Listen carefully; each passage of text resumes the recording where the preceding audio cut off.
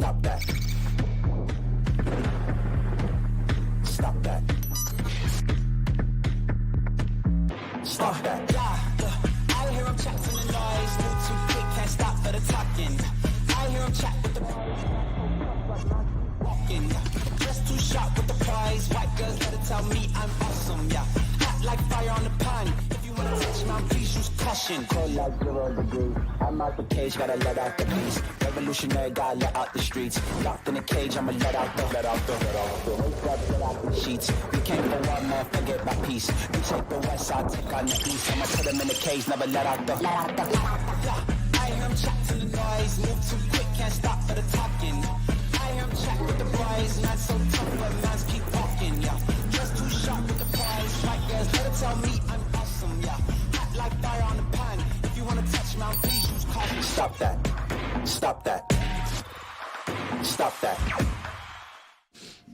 I was already excited to be in Miami. I am so excited to be in this room with these specific people we have on the show today. It's going to be... David, I don't want to set expectations too high. But when I tell you that Steve... God, I sound like Dan when I say when I tell you. When I tell... What I find interesting... I can't. What am I supposed to do with all of this? Stephen A. Smith is polling in actual polls for Democratic candidate for president. And that's not what we're doing to lead the show. Just to give you a sense of it. Is it not? We're not. We're not going to do it. You mean to tell me I'm leading in polls and you don't want to talk about it? This is despicable by you, Pablo. That was decent. That's not... Lauren Michaels wouldn't call you back. Do better. Okay, Try again right now. Here we go. David Sampson, who I know very, very well. Oh, there it is. Wants to say that my Stephen A. Smith isn't up to par for Lauren Michaels and SNL. And let me tell you something. SNL been on the air for 65 years. Oh, come on. It's a good show. Oh. Ooh. So wow. That's right. We're going to lose Hold on them all, to Lauren Pablo. Michaels. The emergence of executive producer Chris Cody is a subplot that I was not totally prepared for when I got here. But he's in full bloom. He's heat checking. Chris Cody, who came in saying bowling maybe got to him a little bit last night. Wow. Long night at bowling. Where were you, Chris? I want to go around the room. Where were all of us when we found out? And let's get Pat Riley in the room, by the way. He's not here. Get him back. I'm on it. Thank you. Where were you when you found out that we're going to laugh at the Miami Heat? I was at a bowling alley, and you could With your see... dad? Yeah, with my dad. My dad actually had to leave after game... 3 games is usually bowling. After game 2, it happened like midway through game 2. He got a call from his boss. He's like, guys, I got to go. Wow. Gotta You write couldn't it. write from the alley? I was like, you should just dictate it into your So yeah, I was there and I just saw people looking at their phones. It was one of those things. Well, that was startling to see that hand enter the room. I just saw a finger pointing at me. There's really no reason for you to have been late, though. No, I mean, me being late had nothing to do I thought you were talking with to Pat. bowling. Yeah, me being late was me waking up at 7:15 and my wife being like, "Are you going to work today?" And I was like, "Huh? Yeah." It was bad. Nothing to do with bowling, though. Nothing to do You with can't bowling. leave Pat. For those of you watching on the Dan Le Batard Network, we're going to leave him right there? Right behind Pop? Was he pointing? Was he pointing at you? He's reaching out to you so you can awkwardly dap him. I'd snuggle him right now. It's like that portrait of God touching the finger of the other guy in the That's portrait. right. Yeah. That's right. That's Roy shouting out how you Renaissance doing? art. Hello.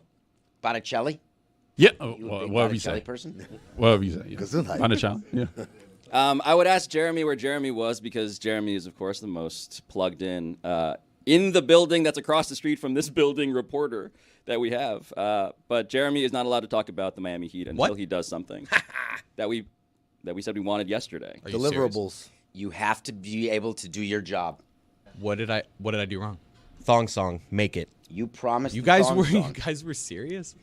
So David no heat Sampson talk from calls you. his flip-flops not flip-flops, but They're thongs. I'm wearing them today, actually. Comfortably. Thongs on. and this right now, Jeremy, would be a great time for me to gesture to you and you hit play. Instead, we don't have anything I haven't done this. to sell the bit. What were you doing?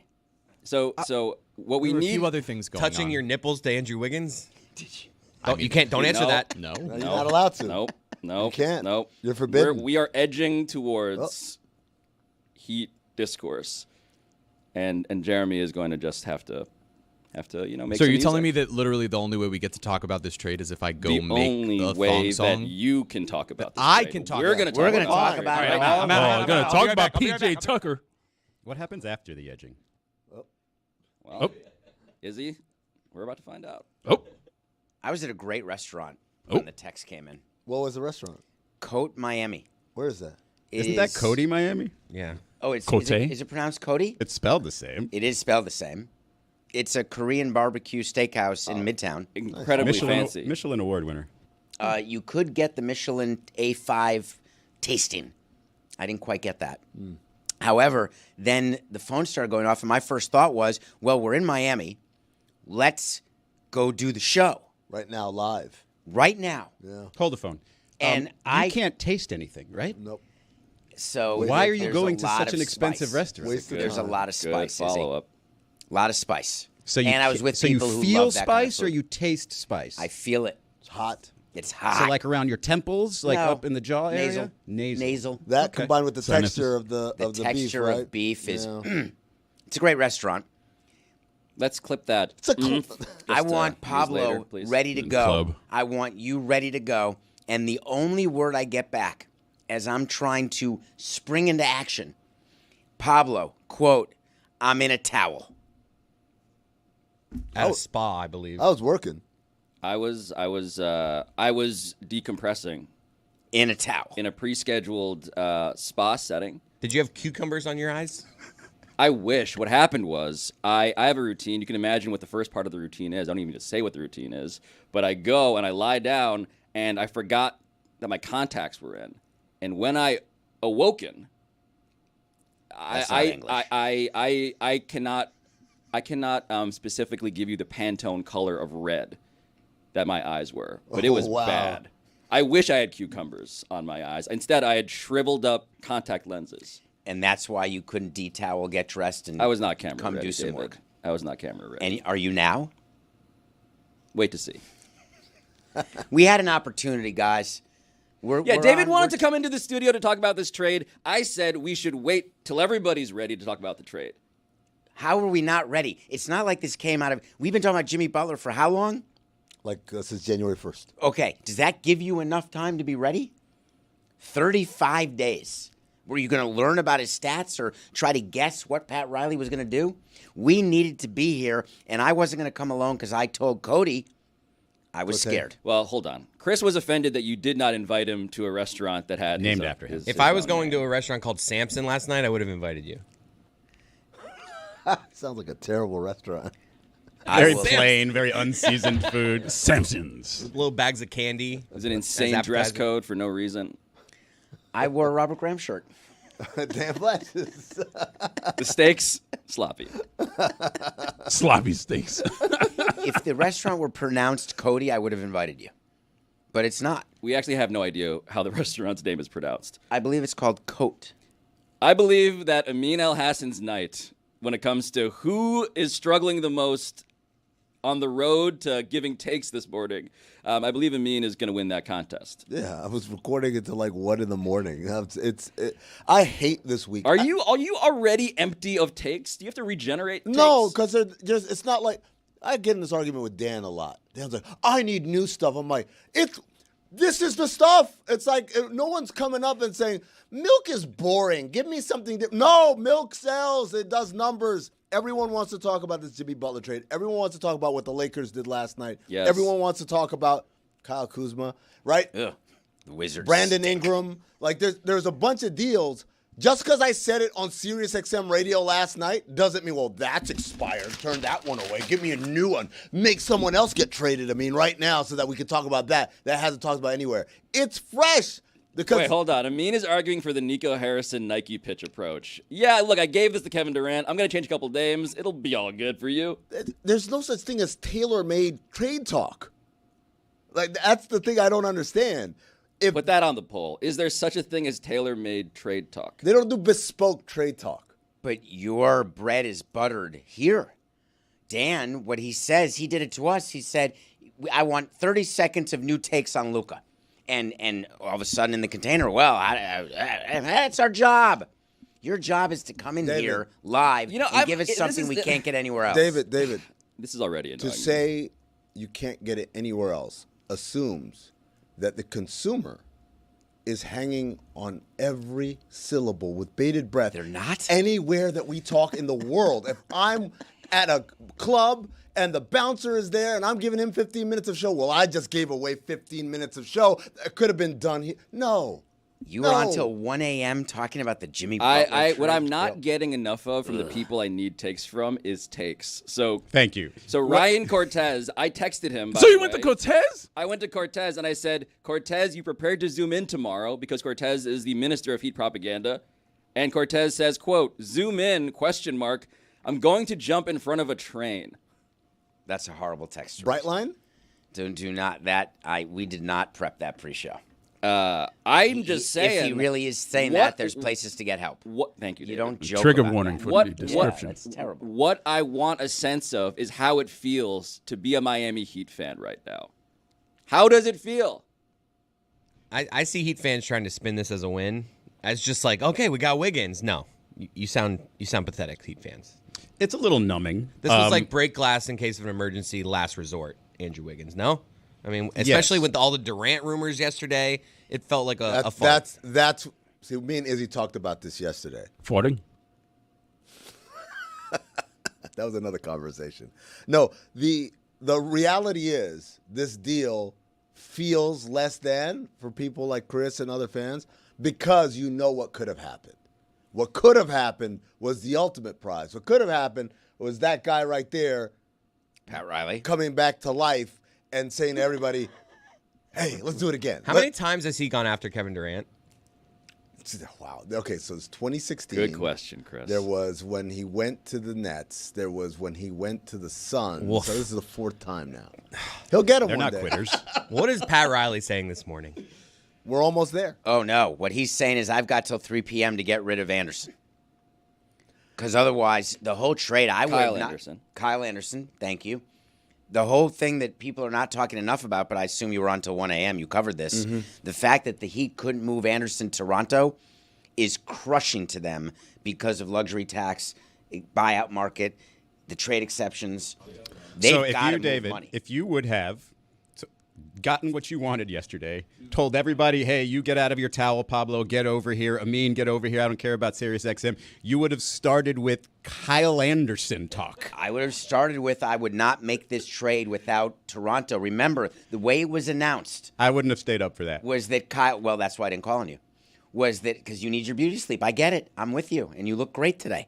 But Kyle Anderson. I cannot believe we're doing Kyle Anderson was, talk. Yeah, he that's was it. I rumored- like the idea that someone out there is like, I rely on the Dan Le Batard Show to inform me not only Well, of takes but of that's the news. number one problem. And we have led with Kyle Anderson. Even his game is boring. I'm Nowhere just else. learning that he's Slow-mo. involved in this right You- now. Well, that's the difference between someone who's paying attention to the business side and not bowling. Oh, Jackie. The fact of the matter is that they've got till 3 p.m. to make a move, or I would not have made the Butler trade. so what David is talking about right now, the Heat are $2.5 million over the apron. In order to get under that apron, they've got to shed salary. And the problem is, all the names that would accomplish that are like guys they would want to keep, or guys that can't move. So, like if you look around that salary level, you've got Jaime Jaquez Jr. Obviously, they're not going to move him. Jovic, obviously, they're not going to move him. Kel'el Ware, obviously, they're not going to move him. Haywood Highsmith, they like him a lot. They're not going to move him. And so Kyle Anderson is the new guy. Now, the irony is I think he could actually help this team. He's a good player. But at that point, the margin of improvement that he brings does not, I don't think, make up for the lack of getting tax disbursements, because in the NBA, and now this is really the show. We've everyone said wants. tax disbursements before Steph Curry. I'm Yeah. doing a great job hosting this Also, morning. Chris Cody just looked up Kyle Anderson so he could, quote, see what this guy looks like. Can we look? We win. I led Dan, with we're doing great. I led with how are all of us learning about the trade. I want to show everybody, in case you missed this, how Kevin Love, member of the Miami Heat, heard about the trade. Got Kyle Anderson, Dennis Schroeder, and Andrew Wiggins. Okay. We robbed them. First round pick, protected. Okay, I'm gonna look at it right now and bring you No, they didn't give out the year. No. Wait, are you kidding? Wait, are you kidding? She's my favorite now. I love that. So that guy who was breaking the news like the person whispering into George Bush's ear on 9/11, That is the moment of his life. sitting behind the bench as Kevin Love is just with bated Not breath, playing. wondering, not playing, what had just happened to his life and his team. That dude, what did he say? We killed them. We robbed them. We robbed them. Robbed them. Robbed. We got Wiggins. I think it's again, if the name Kevin Durant had never come up, you'd be like, all right, given everything that's happened since January 1, this is a pretty good deal. The problem is, that for a window of time, and I'm telling you right now, I didn't talk about it yesterday on the show because I'm not cleared to talk about it, but that conversation was real. Kevin Durant for Jimmy Butler straight up was a real conversation. What does that mean you're not cleared to talk? Cleared by who? Air traffic control? Cleared by the source who you speak to? Pretty much. Who is controlling you, Amin? Well, That's very bizarre to me. that I'm you not a can't just- newsbreaker, David, so I when people tell me stuff. No, there's a good. I like this. I like the gradations of the terror alerts. No, that's a loaded metaphor for Amin. Just the Gradation? the gradations of I am cleared to say this. I have been told. I am hearing sources close to the situation. I happen to know. 9 times out of 10, when I'm told stuff, it is not for public consumption. I only will reveal it when it has been reported somewhere else. And then I confirm, I heard the same So thing. I'm the same way. We don't break news on nothing personal, but that doesn't mean I can't talk about a subject. Well, I talk about it. I'm not going to say, hey, by the way, Kevin Durant for Jimmy Butler is imminent. I can't say that. Fair. Which is what was happening Other yesterday. people were saying it, though. That's what we Not- just not- said, not why while- people Not are while upset. we were on air. That happened after we got That's off true. air. That's true. Look, it is true that you guys both know things that you don't say aloud. I often am the beneficiary of those things because I then get to launder it as my own sometimes. But what I want to point out about, oh God, Cortez has just texted me. Oh God. Have you guys even mentioned PJ Tucker yet? Bro, we got PJ bleeping Tucker back. Put the town on alert. Cortez is basically that guy in the video we just played. Oh, behind the bench? Yeah. Yeah. Certainly not Kevin Love. But that guy, I mean, do you think that guy same body knew? type. Do you think that guy knew, Chris, that he was about to go again? One of the great clips of the NBA season. It's also inaccurate, correct? Yes. Yeah, Schroeder ended up getting rerouted to Utah, which was convenient because the Warriors were playing the Jazz last night. So Well, this guy was on top of it, though. He was quick because the ESPN story originally had exactly what he said. And I remember texting Jeremy. I was like, wait a second, there's got to be another move here, right? That's too many people. And then he had mentioned PJ Tucker in his text, and I was like, what the hell is happening? This ESPN story is bare bones. It doesn't have all the good information. So I had to search the internet for the rest. Are we saying this guy choked? He had a moment in the sun. It was didn't vet his premature source. exuberance. You should have said, hey, Kevin Love, you're in the trade. yeah, Sorry, buddy. get up, get your thing. The power that he had to control news and information to freak out the entire Miami Heat.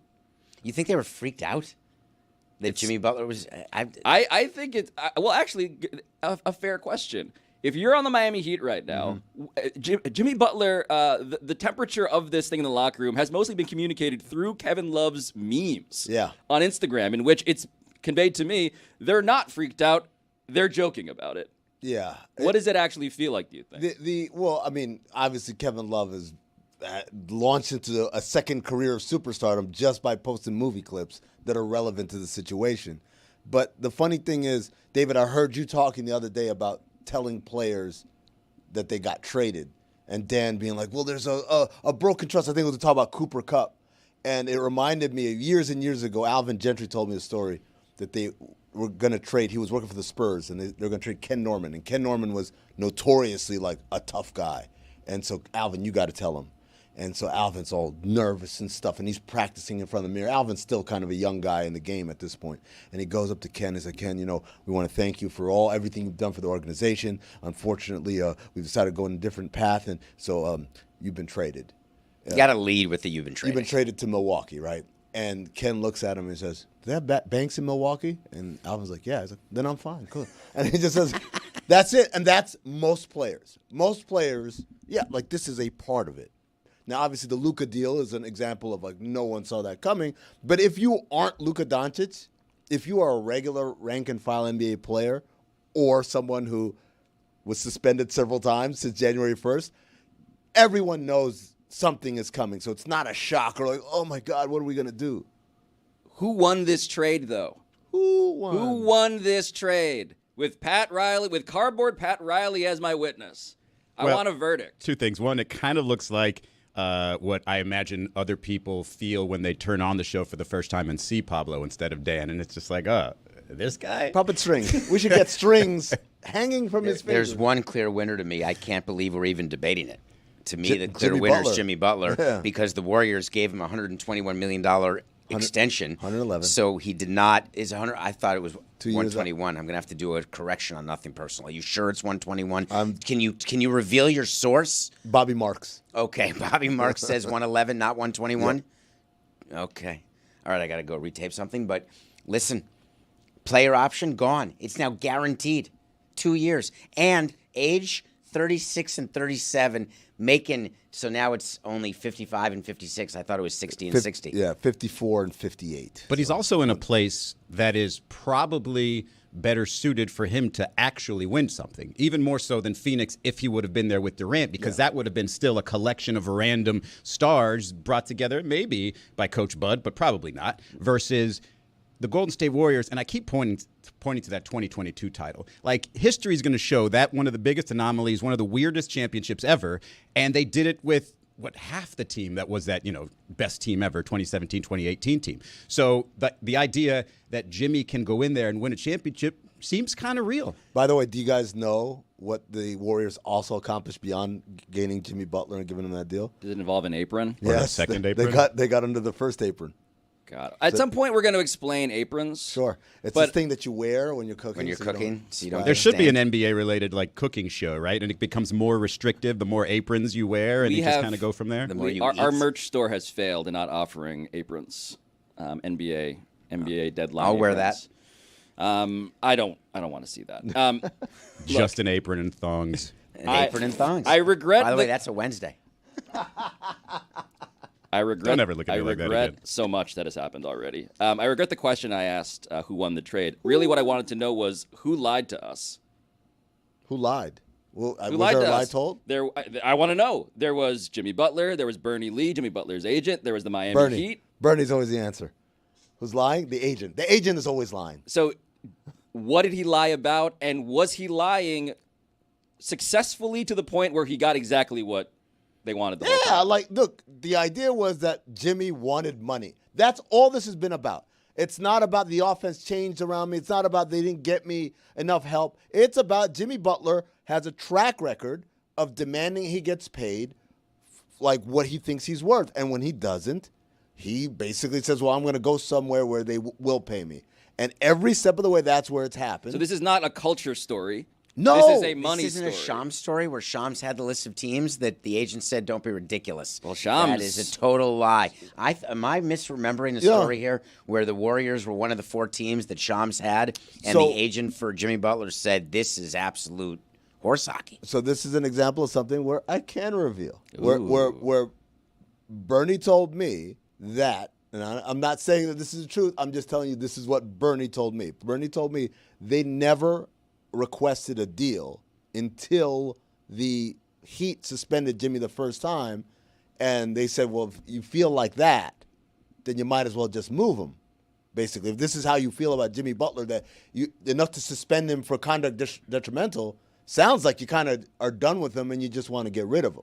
That was the first time the words trade him had ever been uttered from the Butler side, but the reports and rumors had preceded that by a couple of weeks. And so that's Bernie Lee's point. Is Well, like, we hold never on. asked. Okay, but this is an interesting dissection of what a lie is, because I imagine Pat Riley is saying, okay, you didn't say it, but you were pretty much making us feel like this was on the way. Well, no, the idea that we want to go to Phoenix or Golden State or like a list of teams or all that. That's what Bernie was. Oh, the specific That's geographic what the conversation was. But this all started when the Heat went off for him an extension at Right, the beginning of the right. season. But this is So- why Jimmy is both the winner and the loser here, because it was clear, based on all the reporting, that he wanted to get himself to Phoenix because he knew they would pay him. And maybe there was something else about Phoenix that he liked better. Sure. Maybe he thought the Warriors were past their ability State to win tax.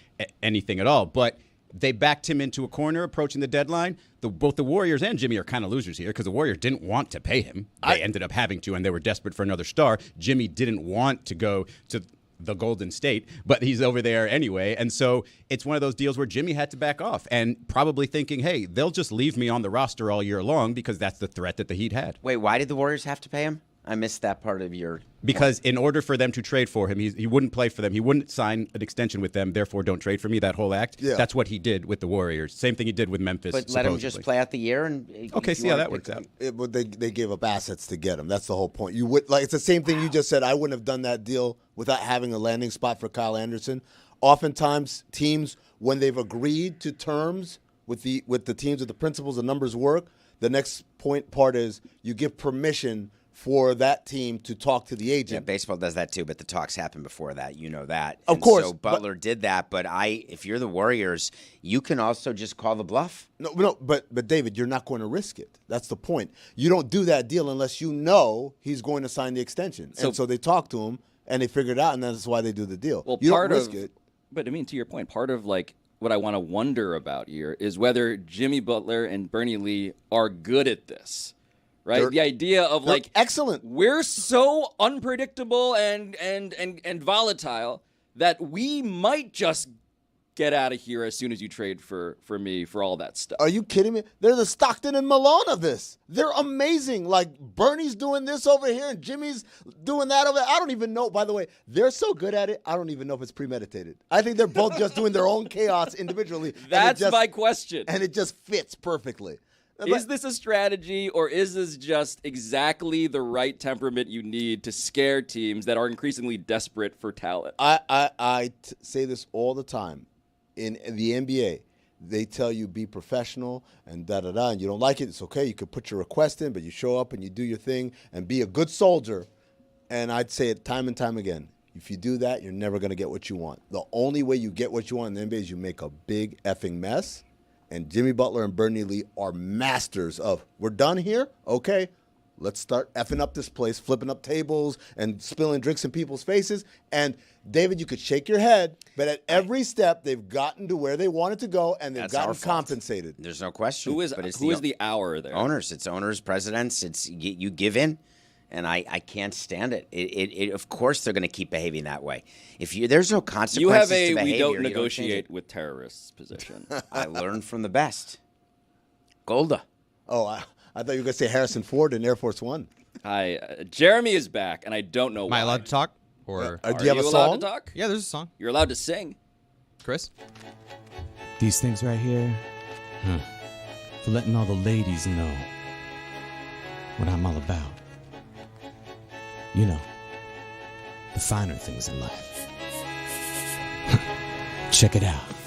Ooh, that man so sandalous, premium comfort, rocking it. Feet so bare, call him Paddington. At the meeting, fit right in.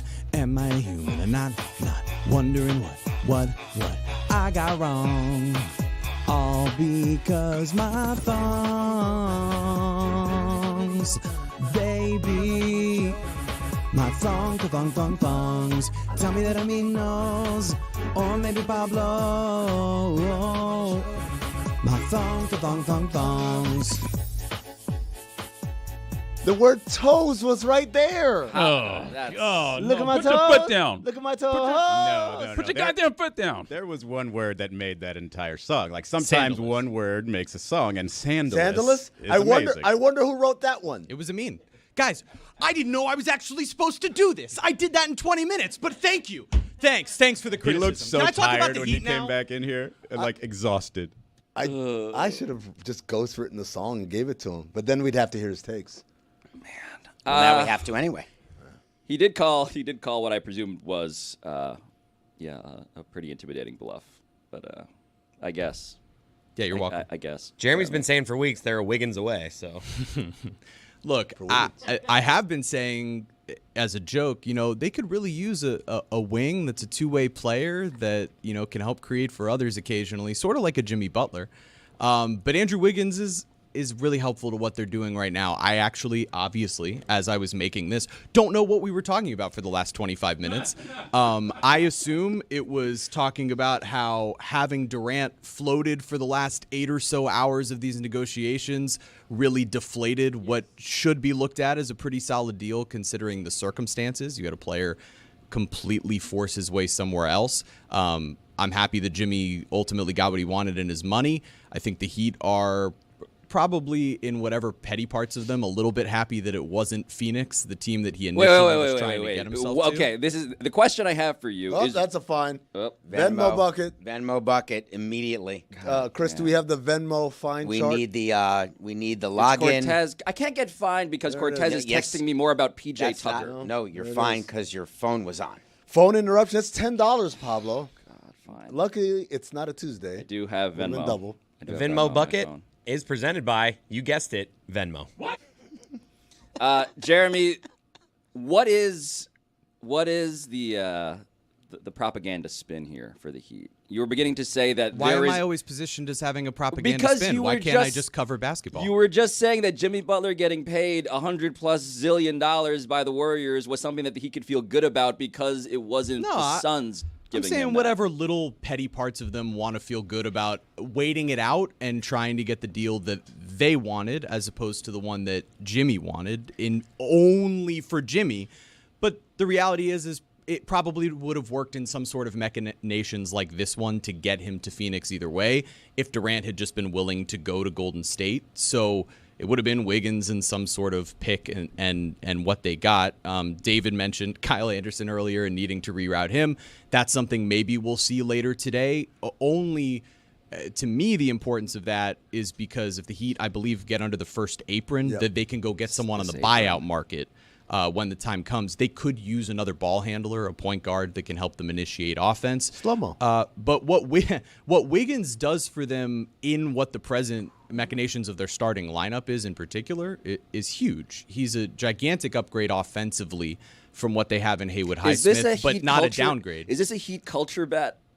Where it's like, He's hey, this generation's Luol Deng. No, he's bring not. Wiggins in he's into our system, and we can do some things. Don't you put that evil on me, Ricky. It's completely different. As far as the Heat is concerned, they get themselves a two-way replacement for a superstar that goes elsewhere. But there's the difference is Luol was a guy that you knew showed up every night. And Andrew Wiggins, even at the championship peak, Andrew Wiggins, the consistency has been a concern. And so you look at his career going from Minnesota to Golden State, and yes, Tibbs and Jimmy can be rough, but this is going to be a cultural awakening for him, coming somewhere where the entire organization, not a couple of people, are very demanding. Jimmy Butler is not a superstar today. His name, fantastic. Way to go. He had a great run with the Heat. He's not. They're talking about him and Steph Curry, one of the top 5 now duos in the NBA. I was trying to think like how quickly I could come up with those. I'm putting Wemby and Fox ahead of Curry and Butler today. Not right now.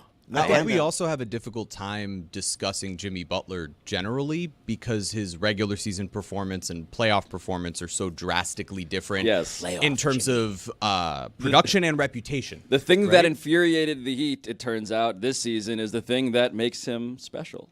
Is the thing that makes him actually. I think Miles Brown put it on Twitter. He's like an aging old pit bull that can still like strangle you to death, but generally he's just not going to be as. Mostly just as sits active. around licking himself. But you're still afraid of him. That does make you a top 5 duo. Pit bulls are very friendly. The way Pablo started that statement, it sounded like you said. It turns out the friends. The thing that we discovered were the friends we made along the way, or whatever. No, look. Here's the deal. Jimmy Butler is every bit as potent as he's been the last couple of years. Yep. The biggest question is just like, are you healthy? That's the biggest question. And so if he's healthy, it is a remarkable upgrade for Golden State to get us a secondary scorer who is consistent, who can score in a different way than kind of Steph Curry's whirling chaos around the court, and defensively keeps them at an elite level. The question is, though, is that enough to overcome Oklahoma City? Probably not. They're still 9th in the Western Conference. Yeah, the odds are that but that's they're fluid. a play-in team at best. There's But also the that's idea that there's a difficulty to play. You can't just drop in and play in the Steve Kerr, Steph Curry offense. Like there's a period of time that you have to learn everything. Whether Jimmy's willing to do that, whether he wants to break the plays more often and just get his own, that might be the bigger problem there, because he is not just a natural flowing offensive player. He's more of a rugged guy. He's a ball stopper. Ball stopper. He's a ball stopper. Well, and the irony for that is that was part of the issue in what they spoke about in terms of the on-court stuff for Jimmy down here. Is Eric Spoelstra worked with Steve Kerr at the Olympics over the summer. Bam Adebayo saw the way he could benefit from being part of an offense that looked a little more like that. They brought some of those principles here, free-flowing offense, shooting a bunch more threes. Andrew Wiggins and his skill set actually fit within that offensively, potentially better than how Jimmy Butler fits. You're not saying he's a better player. I'm not saying that in a playoff game when you need guys to go get their own bucket, that Jimmy still wouldn't have been the most potent version. But if you're building now around Tyler's skill set and Bam Adebayo's skill set, getting someone who can shoot more from distance as opposed to clogging up the paint like Jimmy was doing for Bam seems like a good match. Thongs. Are the only two places things get clogged are the paint and the toilet? Throat. Oh.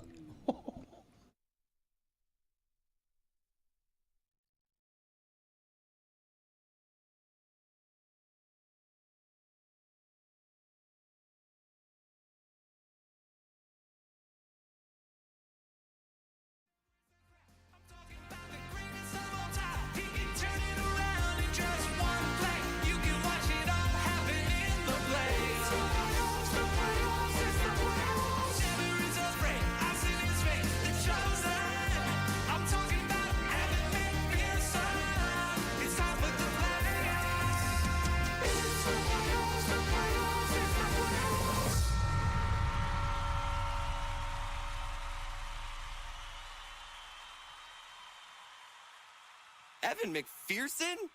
The GOAT? He's a kicker! I mean, Tom Brady's bed's still warm. Tom Brady just left. You're the greatest of all time. You're the greatest of all time. He's beautiful in every way. It's out of control.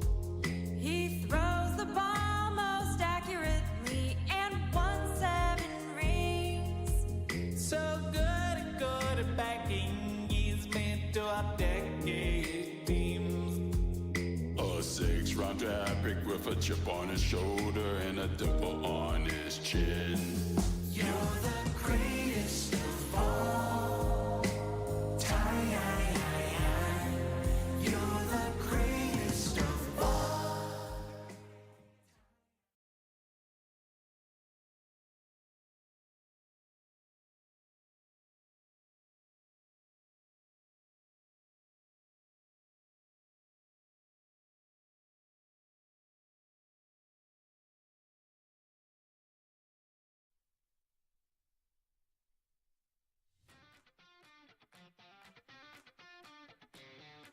Dude. Okay. Boy, you looking good, boy. It's your mind always wondering. It's like me when I go to sleep. Right when I lay down, I start thinking about the stuff I haven't done. For the first month that I was taking Adderall, fans were emailing in saying, "Wait, what is happening? Is Stugotz smarter than Le Batard?" Yeah. Wow. To believe it or not, guys, I have a fishing team. What? Yeah, Really? I'm part owner of a fishing team. So Wow. Yeah, but I do fish. I mean, though. how about we get a rod in the water, Raheem? Let's go. Let's do it. Yes, it's the same guy that was supposed to be going out there golfing with me, right? One question was if you could change closets for the day, who would it be with? I said, the Pope. And I said, I love his look. I love to be able to anoint. The Pope's look. You should have dressed like the Pope today. That would have been great. Oh, my God. That's what fit better. Yeah. Well, no, the Pope has a big you're hat. right. I forgot about that. No, my tattoo. I got to show you my tattoo. It's right here. Oh, wow. So that's the 2025. Even though the game hasn't been played yet, you have so much confidence that you.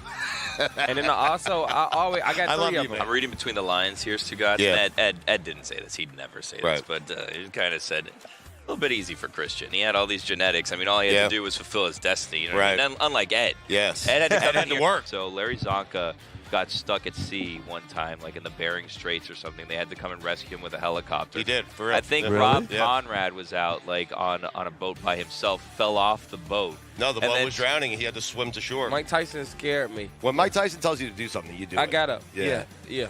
Maybe buddy system, do something. Don't go out by yourself on the boat, and maybe be careful when you're out fishing because the franchise does have a history of problems on boats. Well, guess what? What? I know two guys that's going to join me. Wow. Yes, So I can't- co-owners. I can't- Listen, I'm going to leave Le Batard. You and I are going to start a show. Yeah, no, okay? we are. Look. The thing about lying, I do it to protect them, not me. Yeah, and sometimes I lie just because I just want to be a part of the conversation. How long you been lying? Oh, my whole life. Yeah, I've been lying for 31 years. So- Guess how old I am? 31. How much longer are you thinking you want to play? I mean, I got like, and whenever these wheels fall off. Back to you guys. This has been unbelievable. And then behind us saying, wrap it up. So that's what we're going to do. 'Cause we could have went all day. He is, Yeah. Listen, this is my new co-host, Le Batard. Yeah. Bye. Back to you, Dan. This episode of the Dan Le Batard Show with Stugotz is presented by DraftKings. DraftKings, the crown is yours. Who's Ed? I don't know, but He was pitching something, I bet. there was At Radio Row? I came in with the stated goal of having more fun than everybody in New Orleans. We're a split squad this week, and I don't know if we can have more fun than Stugotz was having. Fake laughing. That's Sean Stellato, agent for Tommy DeVito. Oh, I thought this fake laugh with Funny Marco where they're having a fake laugh off. I was like, that's amazing. That guy was Christian McCaffrey's dad, for the record. Was That's Easy Ed McCaffrey? Ed McCaffrey. Ed McCaffrey. In the Big Easy. Oh, how about that? NFL Blitz legend. Was that guy DeVito? Was he wearing a championship ring? Yeah, I think he's It wearing looked- his Italian American Sports Hall of Fame ring. That is a great. You found out. I- You just did we- Pablo some justice. We interviewed him. He was wearing the same ring? No, it was like right before he was about to be enshrined in the Italian. Of course you interviewed him. Yeah, man. This show we did it here. I know, of course. Look, Sean Cortez, is he here yet? No.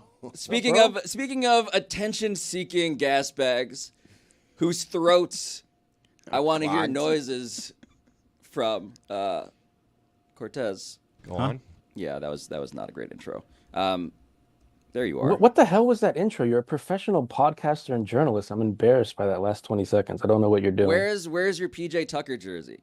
Oh my God. So I just want to. Where are First you? of all, don't worry about where I am. I'm in Japan. Nice staircase. Beautiful background. David Sampson was right. The text I sent you was alarming. It was not meant for air. I sent it to you at a time where I did not know we had PJ Tucker. That's what happened. And then I found out we got PJ Tucker and everything's okay. Like today's a good day. I don't like how you guys are talking about this trade. Not only did we get PJ Tucker, we got a lockdown defender. Do you want me to read you some stats? So PJ Tucker, you just told us. Well, no, not just PJ Tucker. I'm going to read you some stats. These are players' shooting numbers when guarded by Andrew Wiggins. Luka Doncic, 5 for 16. Anthony Edwards, 7 for 21. SGA, 5 for 12. Donovan Mitchell, 5 for 12. Cade Cunningham, Tony's favorite, 0 for 6. LeBron James, 3 for 9. Not Pretty bad. good. Boy, those are lockdown. This It's a is big sample size. Well, those are all individual matchups this year, is I what Cortez understand. is reading. And Well, no, I mean, the sample sizes are obviously small. It's more the idea of going up against the other team's best offensive player, having someone in that starting lineup that's like, you know what? I don't want to team myself with Cortez. He's doing stuff. What I can't get over is I'm that not when doing When anything. Cortez is, what you're doing is moving around, revealing that you're not in Japan. What? It's a Japanese. What are you talking No, about? don't It's a move. Just stay garden. perfectly still. Can you look at his glasses? Does that look like the glasses of a man who isn't in Japan? I do love those Are an glasses. incredibly effective upgrade. A How is rebrand. anyone going to score at the end of a game when it's Hero, Wiggins, Jovic, Bam, and Khalil Ware? How are you going to score a point? if they have a lead, they won't need to. It's a good point. We're going to have to score on our own. But defensively, it's in the making. It's Started in the with making. Hero, though. I'm sorry, Cortez. I spent most of this week reading your posts, and they were all about how, Pat Riley doesn't have it. Jimmy Butler. You were on his side. This is, come on, man. It's been a wild swing of emotions. I have, in the past 24 hours, tweeted about Pat Riley needing a new job. I have blocked Jimmy Butler on Instagram. And I do think Pat Riley's at fault here. I think he should have either paid Jimmy or traded him a year ago. Bringing him into this year with no new contract, no new teammates that are any good, not a good idea. But now that we're here, I mean, Andrew Wiggins, go ahead, Amin. Cortez, I want to ask, because I have to know what your emotional level was like for those few hours where it was. Oh, it was Durant? Durant for Jimmy Butler straight up. Where it got so heightened was I was texting people, would you trade Hero for Durant? Would you trade Bam for Durant? That's how bad I wanted Kevin Durant. I was willing to trade Bam Adebayo for him. So yeah, Pablo was asking, where were you when you heard the news? To me, that was an interesting question. I was watching The Real Housewives of Salt Lake City reunion part 3, and I got the news about I Jimmy. cannot believe you produced my show. And it was I had to turn off the show because what I was trying to do is read text while watching the great reunion. I couldn't do it, so I had to turn it off. But that's what I was doing. All I'm seeing is Ryan Cortez tweets from 2022 where he asks at KD Trey 5, have you ever had a guava pastelito? That's not how you pronounce that. It's guava pastelito. Ryan Cortez, Minister of Information. This is ridiculous. Amin said something interesting to me, too, where he was saying Jimmy and Bernie are masters at making a mess of this. Great point. I think in retrospect, if Dame Lillard had done this playbook in Milwaukee, not only did the Heat get him, but then domino effect, Jimmy no longer wants to leave. And then you've got Dame and Jimmy. At the time this was happening with Dame, I was saying, you need to make a mess. Dan was saying the same thing. It has to be Miami or nothing, and you make a mess of it. It's exactly right. Damian Lillard is the example of professional, do it the right way, good soldier. And what happens? He gets sent not where he wanted to be and has been generally miserable pretty much over the Who wouldn't want to be in Milwaukee? I love Milwaukee. Do not impugn Milwaukee. I love Milwaukee too, but that's not where he wanted to be. So, Cortez, can you speak for Heat fans then? And how do we look back on this Jimmy Butler era? Do we feel bad for Jimmy Butler on the way out because it doesn't seem like he'll be embraced as much? Or is this kind of the bed that he made?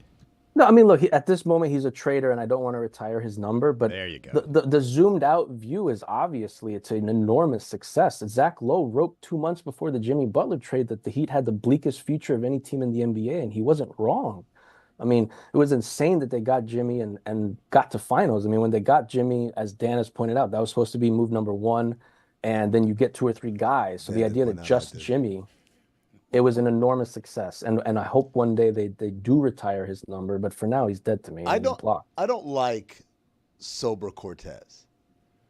Cortez put on these circular glasses, and he woke up trying to be level-headed. And I just am not. Look, the one thing I am not today is fooled by Ryan Cortez. I'm not fooling anyone. I mean, look, I would have preferred to have Kevin Durant. I think if we get Kevin Durant, you get me with sunglasses today, you get a different version. It's hard to put on the sunglasses when it's Andrew Wiggins. But lockdown defender, and what I'm really excited about is PJ Tucker. I can't lie. I like PJ Tucker more than LeBron James when it comes to like what they meant to the Heat. That's a legitimate take that I have. That's not a take. That's idiocy. There's 2 rings from LeBron. 2. How many rings from PJ Tucker? Well, if you count the one that I count, which is they were up in the first 9 minutes of game 1 against the Lakers in that finals, and then bam, and Goran got hurt, I count that as a ring. So technically they have 1 to answer your question. I love you. Still 2 to 1. That's the Cortez I like. I don't like the Cortez where he's like giving me stats and stuff like that. I like the Very Cortez. monotone. That's Cortez. Oh, he seems medicated. But he's always medicated. Well, he's ooze tanking. Ooze tanking, bro. You know what it is. No, I don't. Second round pick. Row on you. Can we get him out of here? This isn't. I don't want this anymore. I can't believe PJ we still Tucker. talking about Before I leave, just mention PJ Tucker more. He's one of the all-time Heat culture players. It's Alonzo. For the love Mourning, of God. Udonis Pot him down. Nice glasses, Cortez. Yeah. 3 best Heat It's players. fun. Pot him down. We don't need to hear this anymore. We're crushing Dan right now. When he gets that floater and he Get just him out. drops it. I can't. Look, nobody. Can we get someone in Miami who will just admit to feeling the deep fear of irrelevance? The deep fear Yo, let me just tell that you right we now. are not Hold going to on. care about talking about this. Hold on. Even a fraction as much anymore. Pablo, hold on. I got to explain this for everybody, not just the listening audience, but also the YouTube audience, because the cameras don't capture everything at the right time. You started your statement. Can we just get someone in Miami who, and Jeremy stood up like, this is my chance. And then you said irrelevancy, and he just had this look like a dog that you fake threw a ball for, and it turns and it's like, wait, there's no ball. What happened? Just confused. Just utterly confused. Irrelevance? We're going to be talking about, you guys got to manufacture gin up PJ Tucker and Andrew Wiggins takes. It's not. That's what we're doing. No one cares.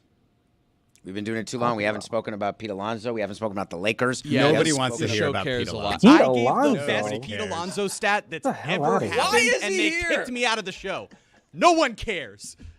The Lakers have pulled off by the way, okay, I have another question for everybody. Raise your hand if you knew who Mark Williams was before he was traded to the Lakers. Oh, yeah.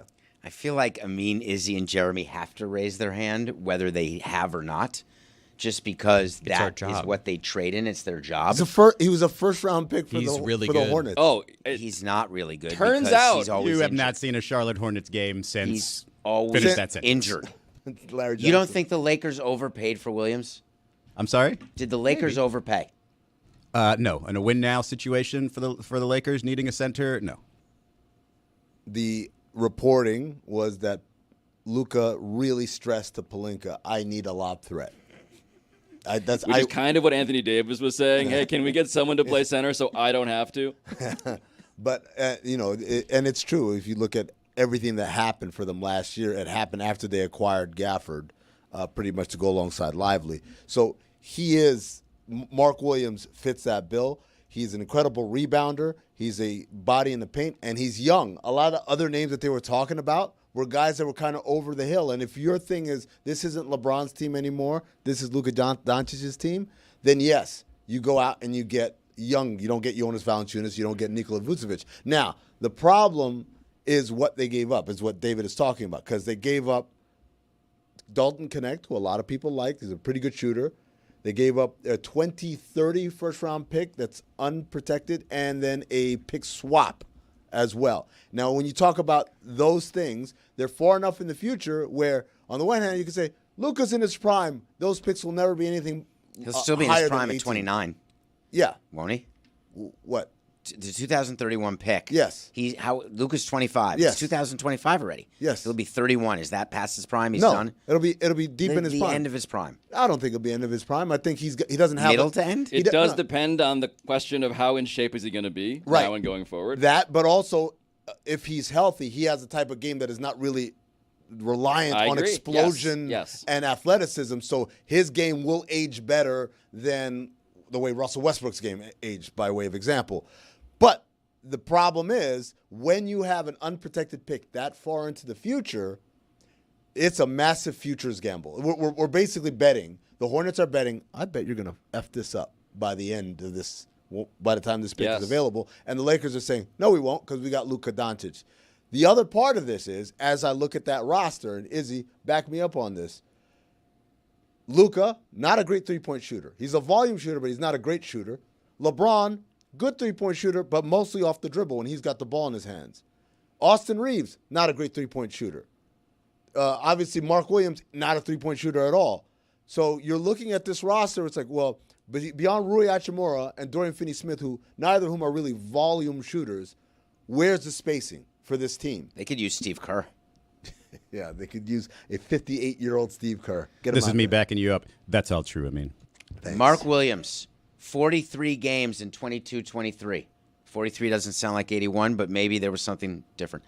23-24, 19 games. It's box score stew over here. Look, if you've watched the games, you recognize this guy as a talent. He is exactly what Luka needs. There are plenty of people who I believe have been wasting their careers in Charlotte, and he is early one of them. I'm glad he's gone somewhere else. But unless you think Dalton Connect is going to be, I don't know, even J.J. Redick or some sort of, laser of a 2-3 combo guard or small forward, I don't think you overpaid for that. The Lakers are one of those teams where picks don't matter. It's just like the Miami Heat. Picks don't matter. I'm going to be good all the time. But that's been the thing, right? That's what's come back in this build. That's actually been what's come back to bite the Heat a couple of times is, oh no, we gave up these picks to make moves earlier on, and now what do we do come this moment? At the same time, you need to maximize. Look, you have LeBron James and Luka Doncic on your team right now. This is the moment. For the Lakers. So one of the most honest things that people have kind of made fun of and ridiculed, but I thought it was an amazingly poignant point by Nico Harrison, was when he said, the future for us is 3 to 4 years. 10 years from now, we probably won't be here. And everyone's like, oh my God, I can't believe you said the quiet part out loud. But the reality is, that is how the majority of teams do business. Like when Sam Hinkie, your beloved Sam Hinkie, was doing what he was doing in Philadelphia, our good friend Henry Abbott, who is the head editor at for ESPN.com for NBA coverage, was singing the praises of Sam Hinkie and what he was doing. And I told him, I said, Henry, it's all great. The math checks out. Too bad Sam won't be around to enjoy the spoils. And Henry told me, no, this ownership group is different. They're from Wall Street. They understand. That was the mistake. And my thing is, Henry, no, this thing is the same everywhere. Everyone thinks they've got the great math until their kid comes home from school crying because everyone made fun of them. You said Sam Hinkie and Pablo has never been more lit. But the thing Amin just referenced, perhaps hypothetically, was actually a thing that I am told was happening in Philadelphia. Yes. That Josh Harris, his kids were being made fun of because the Sixers were that bad. Pablo, I called it before any of it happened. No. I told Henry, I said, look, this is how this shit works. It's not on paper. These are real people living real lives. You can't tell everybody, we're just going to lose, and then we'll figure it out. But the real people living real lives thing, not on paper, typically that was an argument made on behalf of the players on the team, which was missing, I think, a through line from the 2 episodes we've done of this show, the 2 days we've done, which is follow the money. The owners are the ones who have these pressure points, whose incentives should be different from the people they employ to run their front office, right? They're going to be around in 10 years. But the people they pay to run the team statistically are not. And so the question is always, what's your time horizon? How long is this going to take? Will the people who you pay to be the stewards of your organization act as if they're the stewards of a future or a present? And the conversation right now about, like, in the NBA, has it ever been cheaper? Has a first-round pick ever felt cheaper? Right? Like, just like the market value right now. Nico Harrison said, no, it's actually pretty expensive. I only got one. But it's a funny thing, right? Mikal Bridges. Right? Five first-rounders. Rudy Gobert. Go down the list. That is an example of people saying, take our future. The present is what matters to us. But the Nets have been doing that back in the Pierce Garnett days. I think the Nets did the same thing. Yeah, and they mortgaged their future. It didn't work. Then they had to start again, and it's forever. But the question of who has the ability to start again, right? Which teams, which markets allow that? That is a key part of that privilege. There's two pieces of math here. Piece of math one is, do we have a realistic chance of the ultimate success?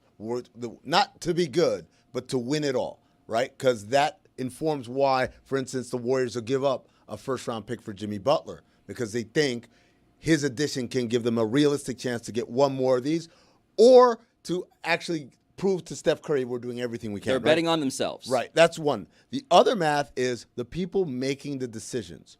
Do I feel job certainty? The reason why Sam Presti can do what he did was because Sam Presti knew, I'm not going to lose my job over this. Well, and that's where, again, when I talk about markets, right?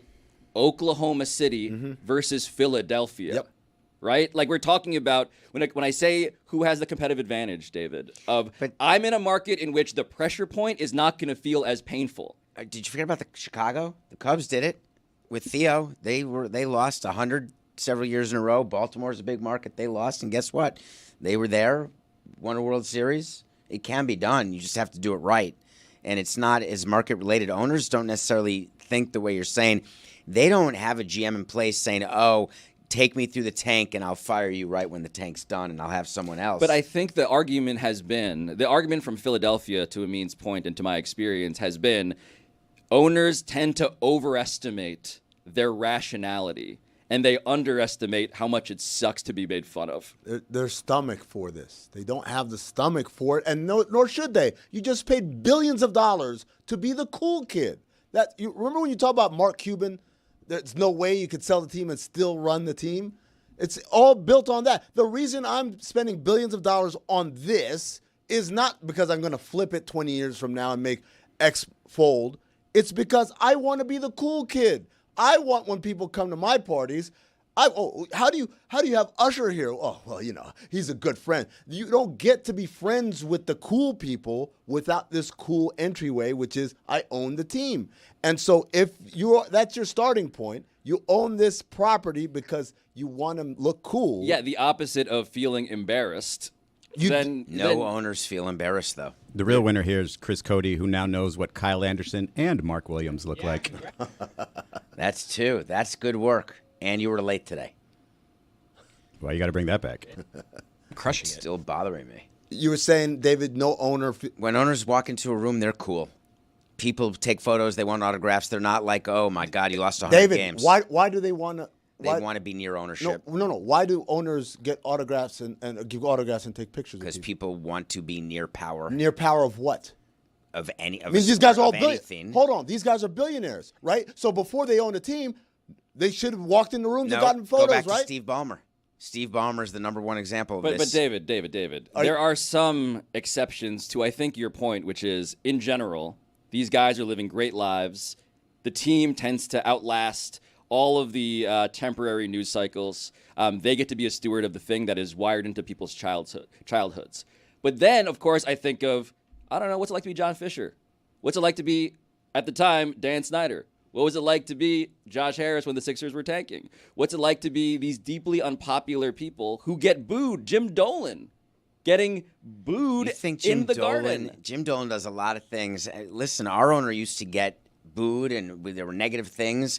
There were negative things from this very show. Believe me, it did not in any way get into my life. Why are we talking about the emotions of rich people? Seriously, where did this go wrong? The mistake is, why do we care? The mistake Pablo here, brought this up. He's trying to lead the show. The point is a good one that Amin and I have been raising. The mistake has been the mistake. Look, the question is, why are decisions made and how? It's because people tend to have a market inefficiency when it comes to, you can feel embarrassment. Our mistake was asking David Sampson to be a focus group on what it's like to feel embarrassment. No, I mean, it's. Is that like a stew laugh? No. What was that? That was a laugh. I'm laughing at you. You are the person who feels the less. Oh my That's God. a good stew laugh. That's a pretty good stew laugh. Yeah, or funny Marco. Nobody feels less embarrassment than David Sampson, is my point. I do not feel embarrassed. You don't feel Why would I? embarrassed. You're not a billionaire, though. I'm not talking. No, I'm not. I'm talking about the guys that owns the teams, and they have thin skin. Most of them. I Yes. will grant you that. But what we're really supposed to be talking about is the Lakers. And did the Lakers make this move because they're in win now? That's why they were willing to overpay in order to get with Again, it's LeBron? overpaying by your opinion. I don't think too many people are assuming that. and again, I'm the only one saying it's an overpay right now. David, Anybody who's seen Mark Williams play probably not agreeing with you. David, the overpay. If I'm going to go down your side, I say yes, it's an overpay. But the overpay isn't Dalton Connect. It's the first round pick because it is unprotected and it is far enough in the future where we don't know what that team is going to look like. That should have gone to Dallas, right? Sure. The point I'm making is that Rob Pelinka doesn't give a fuck about 2030. He's like, who cares? Am I going to be around for that? Probably not. Maybe. If I am, cool. I'll worry about it then. But for him, the future is in the next 3 or 4 years. That's real. What Nico Harrison said applies to every general manager not named Andy Ellisberg, R.C. Buford, and Sam Presti. Yesterday he said, I can't wave a wand and manufacture a big man. Did anyone else see the quote by Rob Pelinka? Mm-hmm. We need a big man, but I can't wave a wand to make it happen. Well, of course you can wave a wand. All you have to do is overpay. And they did it to Charlotte, and all of a sudden they got a big man. Overpaying, though, is I'm with Izzy. Like, I do not think this is an overpay. I think this is an example of one team needing one thing, another team needing a different thing. What? Why are you holding your phone? Sorry to interrupt, but this is the perfect time for this. I just got the email confirming the polishing of the World Series trophy. Oh my God. Yeah, because we're all after that. And I'm the sorry, problem with you overpaying, you sent your trophy out to be polished. You have to. That's got to be a Venmo. It has to be a Venmo. Like, this is the worst phone interruption of all time. We were talking about basketball, and now we're talking about polishing your trophy? No, we're actually talking about winning it all, which I thought was exactly the through line. What of does what it the cost Lakers to are get a doing World to win Series now. trophy polished? I'm sorry. Did I misunderstand what the conversation was? All Izzy? the time. You misunderstand it all the time. To me, we're talking about the Lakers trying to win it all. Did you talked about Steph Google Curry World having Series one more trophy shot? polishing company? How did No, you figure it's out? from Tiffany. You bring it back to Tiffany. Tiff. So is the NBA trophy. Sounds like we're having a tiff. It comes in. No, that, I it just comes in that, of course I knew what we were talking about because I'm paying attention and I'm on time. My only surprise is that Time. David Sampson did not demand to be in the room so he could watch his trophy getting polished. Well,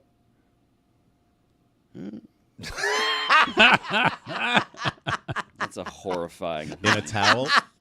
Dear God. Definitely not in a wearing towel. wearing only an apron. No, this is a true story. I brought the trophy to Tiffany wearing sweatpants and a sweatshirt, and I was stopped by Tiffany has a ton of security in the New York store on 57th Street, and I looked schleppy. I had a toque on, and I had a hoodie and sweatpants. Toque and a cool. And I was carrying a World Series trophy, and the assumption was that I had pilfered it. the World Series trophy. And I was bringing it to fence it. You're just walking down the street in New York with the World Series trophy? I would had to bring it Unboxed, no I cover, no can't be- sheet. It doesn't come in a Yes, it box. does. It comes in. It was in a Tiffany bag, but it falls down, so the flags are poking out like a little groundhog. on David, February there's a 2nd. carrying case. That's where they wheel it in and wheel it out. So no. Wait, I just want to process this. Okay. I'm surprised David could carry the World Series trophy. Sometimes when I go to a friend's apartment building and I'm carrying like food that I brought over, I am asked what restaurant I'm delivering from. Yes. David Sampson finally got to feel that because he was holding the literal World Series trophy in the Tiffany lobby. Yes, and I was stopped multiple times, and the only way to prove it, because there's no receipt for it. Yeah. I had to have them Google, and that was hugely mortifying for me. Dude, I just love the And idea. then they let me through. There's a It penalty was for this, crazy. right? There's a penalty for this. Like, what? Major asshole. Yeah, major asshole. That's Can we the do one. that one? Izzy. Yes, Oh my it's on your God. stream deck. You You just just hold got on. it Yeah, for yeah, it. yeah. You've got This the is little You're in device charge. there. All you have to This do is is good hit the hosting. button. You don't have to That's ask white permission. woman, white Yeah. guy. All we White care guys, about. you know, that It's can not do a that. white guy thing. Wait, why is it a white guy thing? Sports ownership, I'm mostly. seeing it. Yeah. Oh wait, other Money. menu. Oh Not my getting God, shot there's or another tackled at menu. Tiffany's also as well. Oh, there it is. There it is. We've got a penalty, 5 minutes. Major asshole. Major asshole, yes. You're letting this go to your head. There it is. Oh. Proof that David and the trophy are not the same height. It looks like David climbed out of the trophy. That that was shirt, a the medium? picture that was used that enabled me to get it polished. Why are you still here? Yeah. You need to, Izzy, man. hey, he's got a good point. 5 minutes. 5. I love the idea, by the way. This man stole the World Series trophy, and where is the first place he went with it? Tiffany's. I got to get it polished before I can fence it. This guy who clearly doesn't actually own this thing does want to make sure it's very well taken care of. To reshape a little bit of what David was saying and to maybe give him a defense is Oh, boy. Charlotte can feel good about the move they made. I don't think that it should be the Lakers feeling like they overpaid. And why should Charlotte feel good? Charlotte can feel good about getting a first-round pick, a pick swap, and a young player in Dalton Connect for moving on from a guy who has been injured and maybe won't be working with the core that they're building right now. They kick the can down the line. It's a timeline thing. It's a timeline thing. This is what I'm saying. That's the thing both of you were trying So to my, say. my co-host yesterday on the radio was like, how could Charlotte do this? Am I the only one who likes Mark Williams? Like, no, I like Mark Williams too. It's just, is Mark Williams a franchise player? Well, no. It's moving him going to materially impact the Hornets' future? Well, no. Well, that's why you give him. It's nice to have, but you go get some stuff that could be even better. What I was trying to say to David, and David tried to fight it, which is the idea that the Lakers make that move, in part because Rob Pelinka doesn't care what happens in 2030. Yes. This is, by the way, to bring it all the way back around to our frustration as to why Kevin Durant didn't get traded. Right. The Phoenix Suns have been the number one example in sports history of saying all we care about right now is the present. Mm-hmm. Everything else, we will take a payday loan from Danny Ainge, take 3 first-rounders, whatever it is, right? Give us that. We'll give you everything such that 2031, basically we're behaving at the Phoenix Suns organization as if the apocalypse will come in 2030. Mm-hmm. We'll all be wiped off the planet. It's the global warming theory, just it's happening in 5 years. And like I said, there's 2 parts of it. One part of it is the I don't give a shit. We're not even going to be here anyway, right? But then there's another part of it, what Golden State is doing, what I think Phoenix in theory was doing, which is we've got a special talent.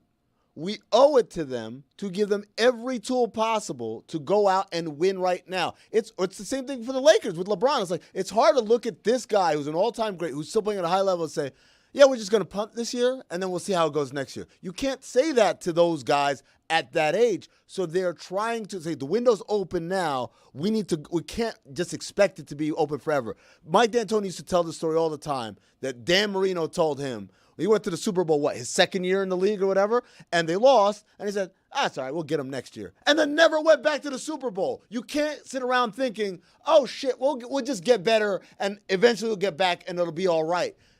You don't know how long this window's open. So they've got to force their way through, but also what reinforces that behavior is the knowledge that, hey, if this doesn't work out, doesn't matter. Because I'm not going to be holding the bucket when that happens anyway. It's some other poor schmo who's got to inherit that situation. I mean, you want to hear a scenario that's going to either make you laugh or drive people crazy? I hand it over to Jeremy.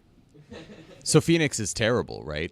There's more. I thought just handing it over. Yeah, just me in general is not great for everyone listening. But the Phoenix is in a terrible spot now, right? Because they've shown Kevin Durant they were willing to move on from him. And their team is relatively mediocre, and Beal has been, as is obvious, an impossible guy to move, a contract to move. So what's to say that this offseason they don't decide now's the time to blow it up, that they look at Houston and they take Devin Booker and they say, hey, we'll take all of our picks back plus more. Buddy, let me tell you something right now. I know we're on the week of like Luka Doncic got traded, but Devin Booker. No, let him get there. Okay, go ahead.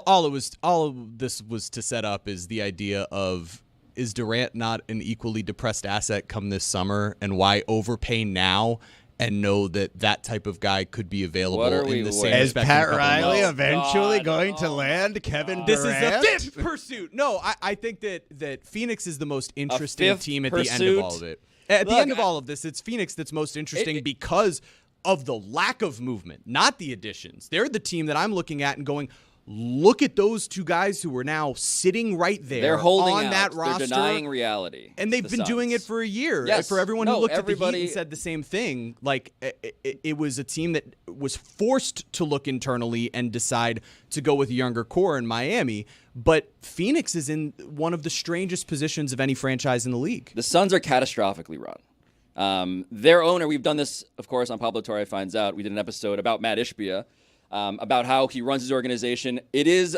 uncoincidental that he runs his organization like someone who is familiar with mortgages. He is the mortgage king of America. Subprime. I mean, look, the details are in the piece. It was lawyered and for reasons that are I think going to be obvious to you. But in terms of timelines, he has run that team like he is going to disappear in 2030.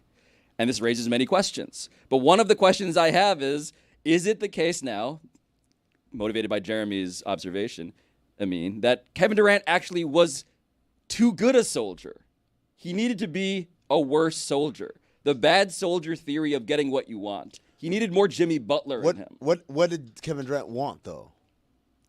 He didn't want to go to Golden State, and that's why no deal was made, because he didn't want to go there. What does he actually want? I don't know, and I think he would probably hazard all of us from guessing what he wants, because you guys don't know who I am and how I think. I'm like, okay, dude, relax. But he flexed the power to not get to Golden State and probably just didn't want to do any more than that. And Miami was sitting there, and those 2 teams couldn't come to a deal. So he says, all right, I'll chill out in Phoenix, which is where I wanted to be to begin with. That at least seems to be where Kevin Durant is at. It makes all of this that much more interesting that a player like that was available and now goes into a year where he's an expiring contract next year for anyone around the league to look at what's going on in Phoenix and go, is it worth moving something to go get that guy? And would Phoenix be willing to do it now another summer into a season that, unless they go on some sort of really ridiculous special run that no one anticipates, will be another disappointment? I mean, I think you look at it and you got an expiring deal. As you said, he's in the last year of his deal next season. Beal has proven to be difficult to move. Booker's not going to get moved because he is the everything for that franchise. And despite them acquiring those picks a couple of weeks ago from Utah in order to give themselves some flexibility, they don't have a whole lot of flexibility in terms of what they can make happen that savory, that upgrades that roster, and that second apron looms large above them.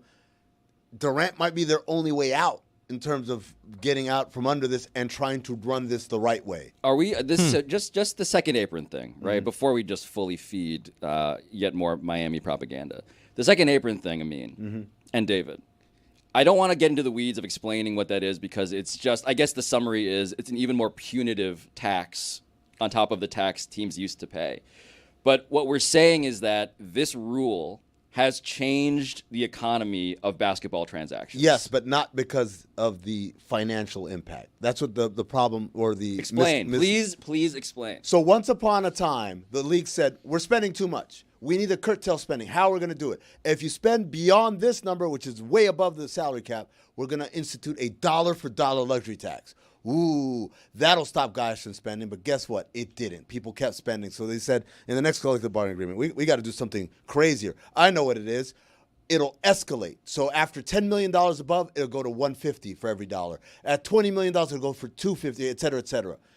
That didn't do it. Then they said, oh, we'll have repeater taxes. So if you've been in the luxury tax habitually, your tax is actually even bigger of a jump from threshold to threshold. That didn't stop. And they realized, you know what's going to stop people from overspending? It's not money. It's not fines. It's taking away the ability to improve the roster. Hey, we're going to stop you from signing and trading. Hey, when you do a trade, it has to be 100% salary for salary match. Hey, you're a mid-level exception, way smaller than everybody else's. And that's what this is right now. This is the fully realized, if you do these things, you can spend however much you want. But if you do, you better hope you love your team, because if you don't, like the Phoenix Suns, changing becomes immediately very, very difficult. So it's working. Hi, David. Yes. It's finally what they wanted. This is what you tried in baseball. It was called the cone tax, and the irony is the cone tax is now the Dodgers tax. It's a level of threshold that is punitive, and now there's picks involved, draft picks, placements in the draft, and in a capped sport, it becomes even more critical to have these punitive things. And I would argue it's been working. You have an owner right here in Miami, Mickey Arison, for all the love that we give him as the best owner in South Florida. He focuses on the luxury tax tremendously year over year. I don't know if that man's so scandalous. Izzy just will not agree with anything I say today. That's fine. That wasn't me singing. Ooh, that man's so scandalous. Are you going to deny that Mickey Arison is How is not David hear not aware of Mickey how the show Arison. works? I will not hear Mickey Arison hatred, because somehow he's been able to own a team and still be fiscally responsible while allowing Pat Riley to do his thing for 30 years, and they've been relevant for a long time. So maybe he's doing it right. So what you're saying is that maybe. Okay. Are we? No, we're still on the air. You can go a little bit longer. Is there a penalty for that? I have been trying, David. I am trying to do the show. I'm leaving. I don't That's know. it. Chris, play the Press sound. button. Press the button. Ooh, that man's so scandalous.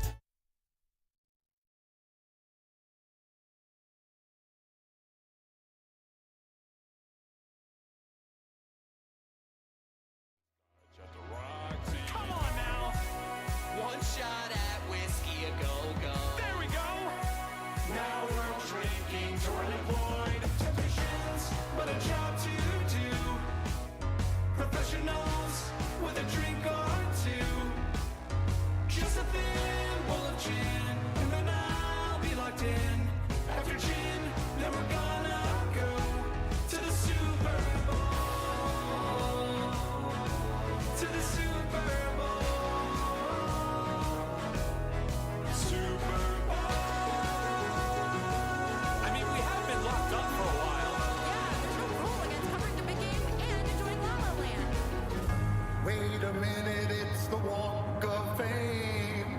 So much to see instead of the big game. And the traffic is bad on La Brea. So come on, join me in popping tequila. I'm just here to drink and find Lewis Hamilton. Hey guys. I'm Brant. You gonna shotgun a beer or what? I don't feel so good. I am genuinely fucked up right now.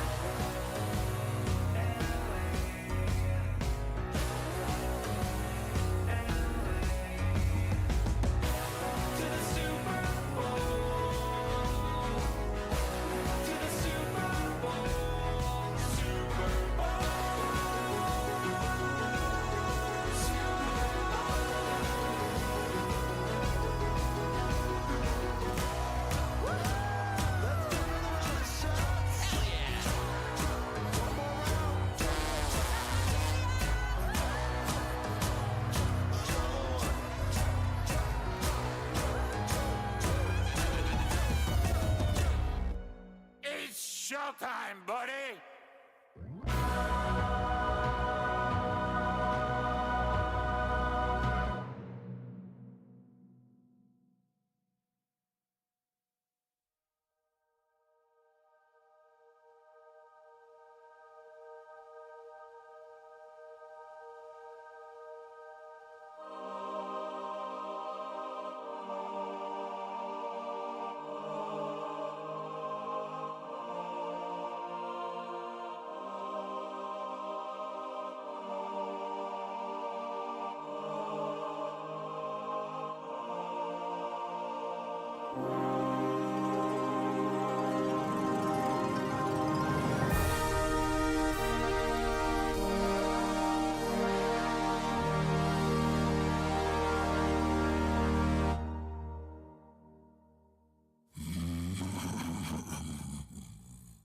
The Bengal speaks.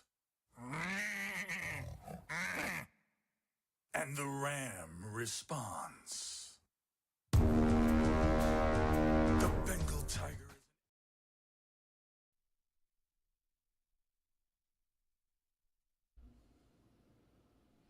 So Dan versus Dan was last night?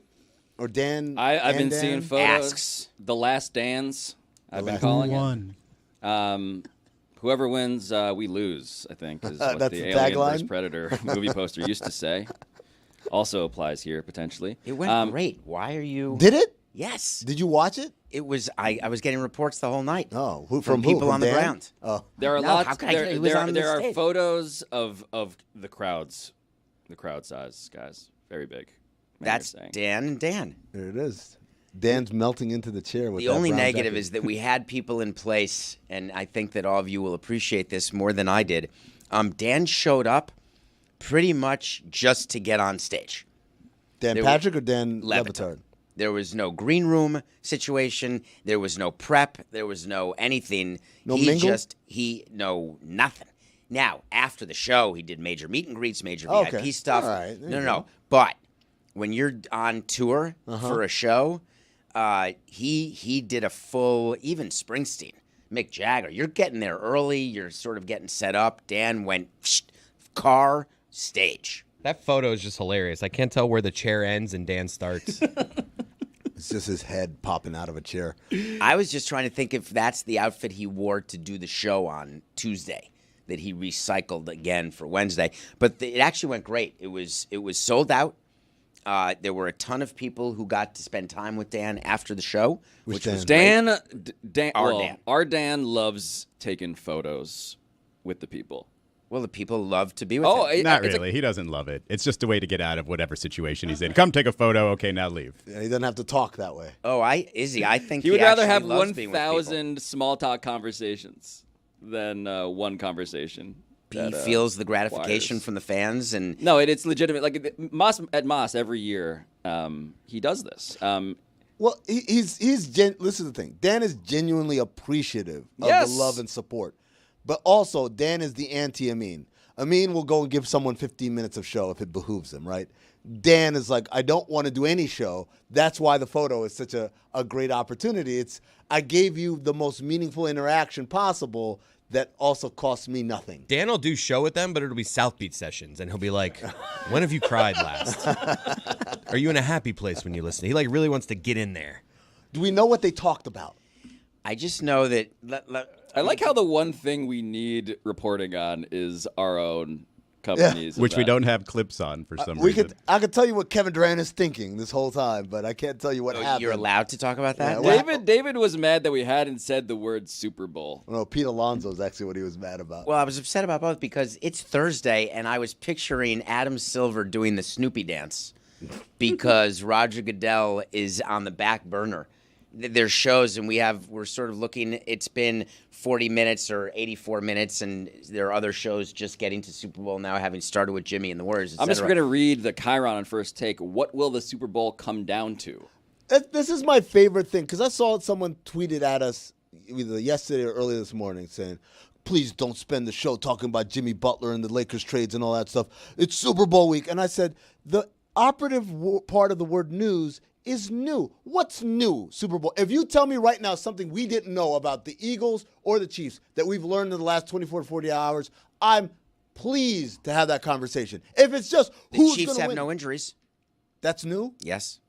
There's no one on the report. Okay. It's pretty amazing to have no one on the report. That's what it's coming down to. That's big news. All right. Okay, they're not hurt. What I would like to, and we covered it. What I would like to tell the NFL in this moment is you got to earn it. Earn it. Out compete. Eugene Robinson, go out there, get arrested doing League something. don't want to earn. I'm just saying, I'm happy to not talk about the Heat. Trust me, but the NFL, I'm so far. Dan looking like a couch is the #1 story coming out of New Orleans. I mean, that's a pretty good story. Look at that. Look at that picture. It's like that Always Sunny where Danny DeVito's climbing out. He's all greased up. If he had gotten there earlier, we would have changed out the chair or his pants. Can we do that? Oh, you can do anything with time. Or money. Well, always. I have a couple of questions. What decade do you have to be from to know what the Snoopy dance is?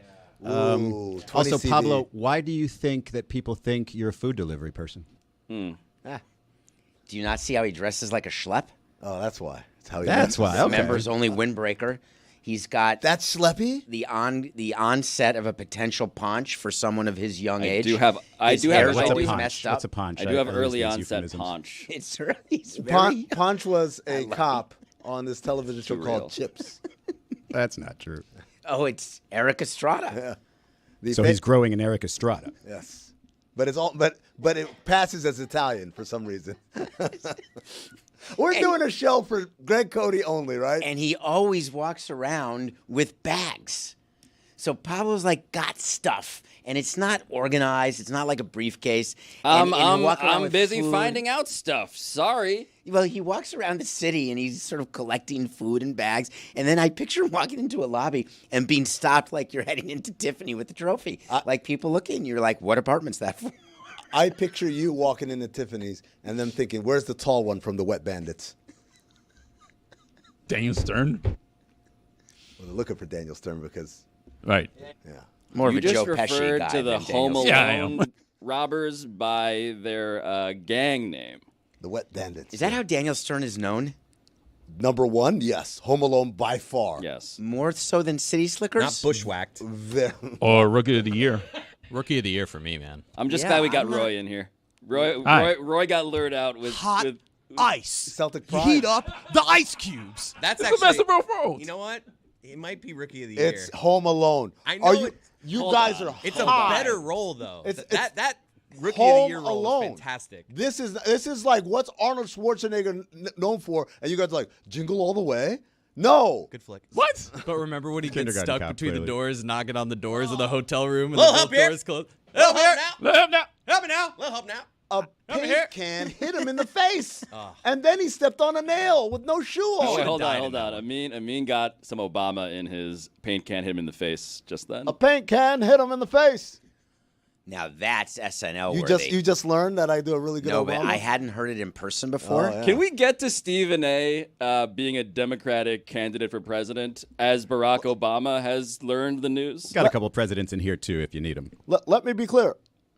When I heard the news that Stephen A. Smith decided he should run for office, I said that's a great American.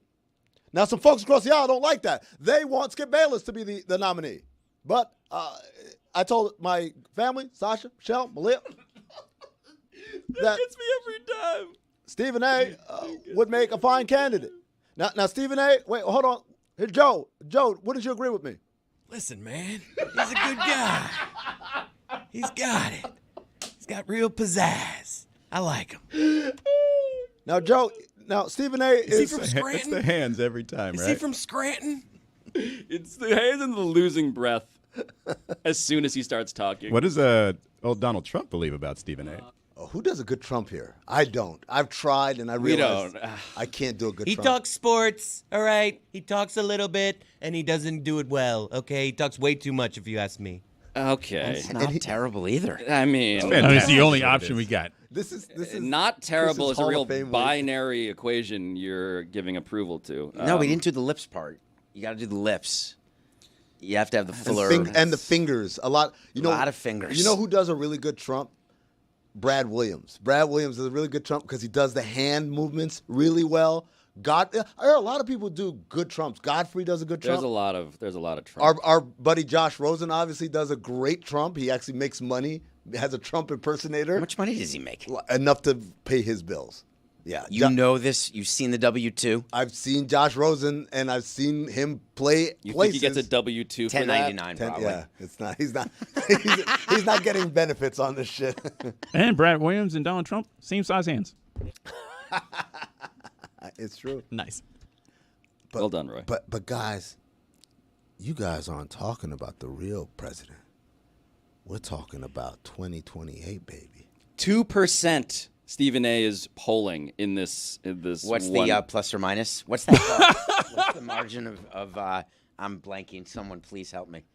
Margin of error. Margin of error. What's the margin of error on that poll? 2. Please tell me it's more than 2%. It's unclear to me. So then I'll it give you could some be of the negative? details. It's a McLaughlin and Associates poll, and oh God, Kamala Harris is still leading the pack, 33%. Pete Buttigieg, 9%. Gavin Newsom, 7%. Stephen A. Smith, 2%. I've often said that if the fires happened on my watch, they would have been put out immediately, because the fires don't want to make an enemy out of me. Do we really see him as a Democrat? Because he said that he was an independent years ago. We heard that from not. You certainly can't come out as a Republican running for 28 at the moment, because the thought is that there's going to be a third term in there. Right. So you Is wouldn't wanna... that now? Are we talking? Is that where we're at? That's not where I'm at, but that's been defying the Constitution. Yeah. Classic. Oh, please. We're not in the last 4 years. Definitely didn't try to warn you guys. Stephen A. Smith, I just want to tell you, picturing him at a debate, a presidential debate, thinking that he's doing one of his shows on ESPN. David, That's all it is now. That's what State of the Union. That's what Trump did at the debates. Yeah. Just like turned it into a. That's all it is. That's a reality show. You want to talk to me about taxes? Come on. Let me tell you something about taxes. I'll trade him. And then never actually say anything about taxes. No, because all he's got to do is just name out the resume of taxes. Now, we've had taxes since Eisenhower. He had them at 90%. We dropped them, and they've been very, very beneficial. Roads, schools. He'd be almost the richest president. Almost the richest president? Yeah. Almost. For real. I mean, he's about to sign and become the highest paid employee at ESPN. He'd have more He's money. not already? In theory, than even Trump himself. Maybe I'll take his spot at ESPN. Oh, my God. That's First Joe signed did with just, CAA. He did just sign with a major Hollywood talent agency. Yes, he did. They did a whole announcement about it. The Speaker Series. Now, you can make a lot of money. Of course. There's a lot of 1099 Obama. Yep. Ooh, cashing in. Bill? On the Bill was cleaning up on that circuit. You make appearances when you've been president. Some you people can rock write. it. Some people, I'm reliably informed, write books to go on the speaker circuit. Of course. Like that's the actual game. Did Have not you write met that book. Stugotz? You mean he's gonna go on a liar's circuit? No, he's just going to cancel. He's going to make appearances and then cancel. By the way, I got a report from New Orleans here. Everyone Whoa. wants Super Bowl week talk. Yeah. Let me straighten up in my chair. Does anybody do a George W. or George H. Bush impression? You work on that while I give you this update from New Orleans. Stu was looking for another Stu to do a competing Stu versus Stu show. He put out an ask for Stu Feiner. Oh my God. There it is, our New Orleans update. Is that news? It is. Is that Super Bowl news because it's new? Well, it's new and it came from New Orleans. And who's the source of that? I can't reveal my source. Can we talk a bit about the thing that we saw at the White House yesterday? I didn't see anything at the White House. I want to show you, actually. I want to show you a clip that caught my eye. If we can play something that Chris Cody is very cleverly, there it is, very good, and play. And Tommy Tuberville, a great coach. You know, his quarterback was named Mahomes. He was a great college coach. And I said, how good was he? He said, you don't want to know how good. He made me into a great coach. He's pretty good quarterback, right? Yeah, he was very good. He's a good guy, too. I just want to be very clear about this. This is not a political take. Donald Trump does not know ball. Donald Trump does not know sports. He is around sports. He has spent money on sports. He shakes hands with people who play sports. He has no idea what anything is. Do you believe that someone writes that speech? No. No, that's him. That's him winging it. They do write speeches for him. He wings it, though. That is him looking at Senator Tommy Tuberville and saying, you're the guy who coached Patrick Mahomes famously. We all know that. How come no one in the background noticed that it was wrong? No one sets up a sound after we've listened to it better than Pablo. Hold on. Let me just point something out. You said and play. Nobody corrected him. How about Tommy Tuberville didn't correct him? He said he's a pretty good quarterback. He said, very good. Tommy Tuberville went with it. Yeah, I coached him in 2012 when I was correct the president in that This situation? is why I bring it up. This is what's happening. Again, I'm not trying to do a political argument here. I am just saying this is happening in 1 million different ways across all sorts of stories that are not actually anything this dude cares about. There are way more important things we could be talking about, but there's plenty of other presidents when they welcome teams to the White House. There's speeches that are prepared, and when they try to go off script, George Bush did that and made a mistake. You're not going to correct him on that. What did he say? You're not. He said something about a game that he said that he had watched of our World Series, and he hadn't watched it. You didn't. Didn't correct him? What? Are you kidding me? I would have. You're with the president. I would have sworn in the White House. I would have sworn that you would have interrupt. Yes, interrupt the remarks while presenting. It was Brad Penny that started, not Al Leiter. I could absolutely hear Samson's voice from the background. He's standing behind. I respect the office. I wish people in the office respected the office, but I respect the office. Would you have corrected him after he was done speaking? I may have. There you go. I appreciate the kind words, Mr. President, but, right? You did that? Now, that's funny. I didn't call him Mr. President. God, wait, how did you address him? President Bush. You said should I have said Mr. President, yeah. It's interesting. I did not do that. I did not do that. But you did correct. No, I wish you hadn't just done that. We talked after. Well, yeah, you made all the Marlins employees call you Mr. President. No, David. You'd know that if you had worked for the Marlins. Yep. You would also wear a tie. Just David. For at least a couple Only months. until June. Only until the first sign that, oh my God, is it hot in this frickin' town? What's that? Oh. I'm down on Trump. Okay, and what he's great. doing with the transgender and all the executive orders. But I just want to point out that what he did with Tuberville.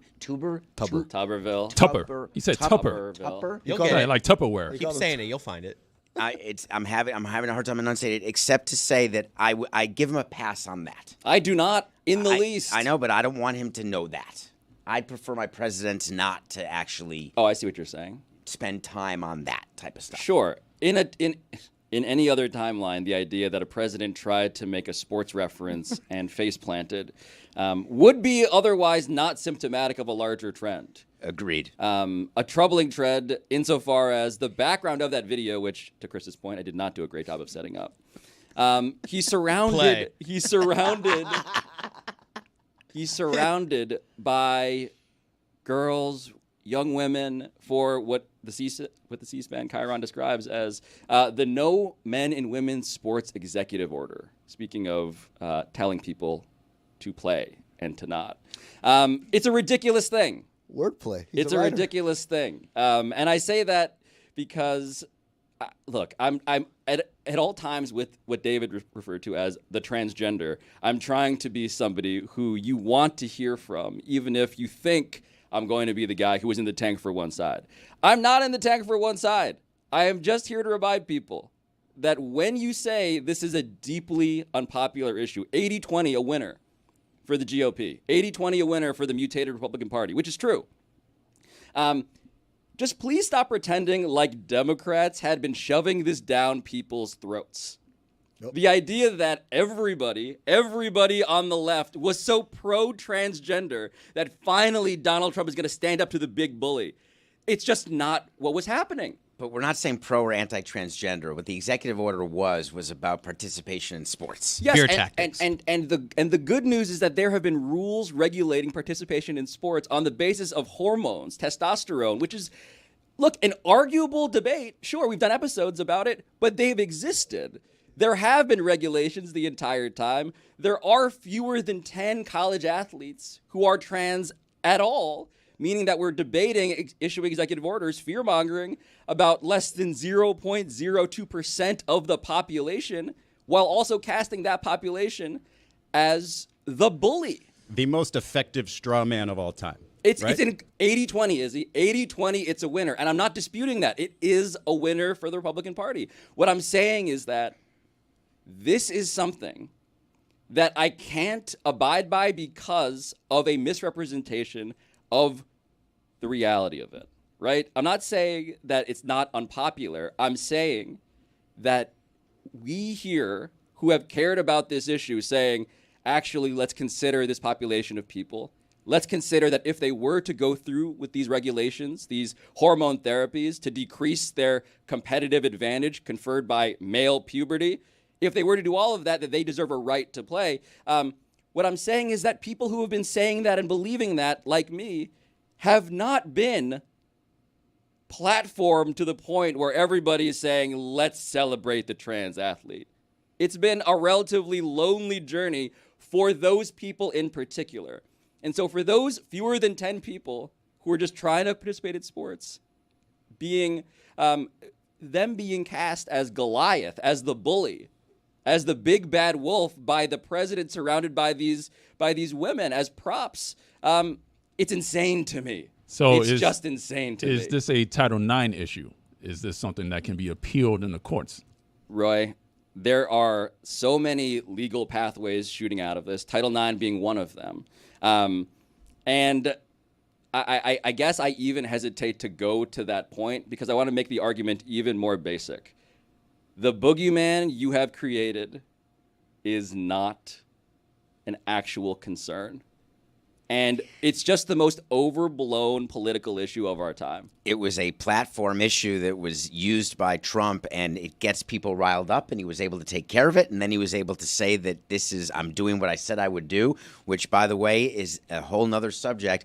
All the things he's doing, he said he was going to do. Yes, including this is what he campaigned on, and 70 million people voted for him. And he's doing exactly what they want. And this executive order on transgender participation in sports was one of them. And he's going down the line. This was just a press conference. That was one of 10 that he had. All he's been doing while Elon Musk has been doing the actual, work of being president has been holding press conferences and signing executive orders, which in reality are pieces of paper that just say, here's a take I have. Yeah, that's my favorite part, is that this is his favorite part of the presidency, is feeling like he's doing something by signing pieces of paper that say... I think you're underselling an executive order. Now, it is true that you cannot unilaterally implement certain things in some of the executive orders, but all presidents on both sides of the aisle use executive orders as swords. There are consequences to them. I am just saying this is the theater of... This is First Take. This is Stephen A. actually being very qualified for this part. I could sign an executive order now. What about me? Yeah, but a majority of them either have to go through Congress or are wholly unconstitutional. There's a reason why he's not going through Congress. One of them is because it takes actual work of governance. Another reason is which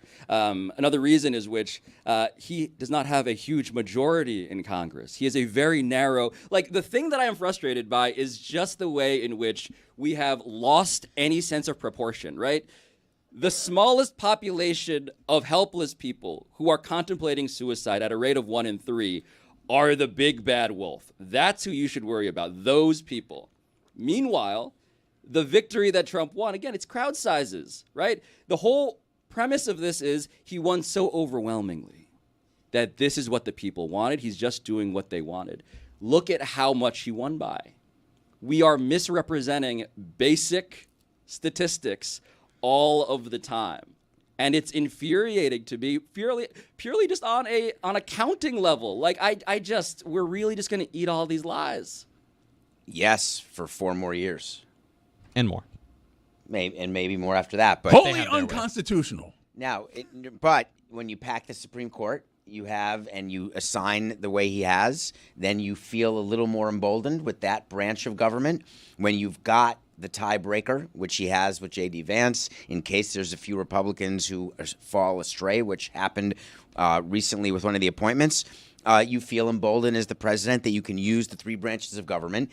What he does with these press conferences and the off-the-cuff sports references and various things, that's just appealing to the ignorant, and that's fine. All the presidents do that. What we should be far more worried about is the ramifications not of the executive order stopping participation of transgender athletes in sports. We should be far more worried about things that he's doing economically, things that are happening. So let's talk about Can we not be worried about both, though? Hold on a second, because I don't have the bandwidth. You have to pick and choose. But that's I have to. that's the problem, though, right? Because if you are running a for all intents and purposes, sort of fascist version of the American government, otherizing groups of people is what helps you. It's what helps you keep that pulpit. And by creating a boogeyman, the percentage of people in America who think that 25% of our population is full of trans folks because of the fear-mongering that's been done by this administration and its cronies are part of why you have people so dug in on that side of the aisle,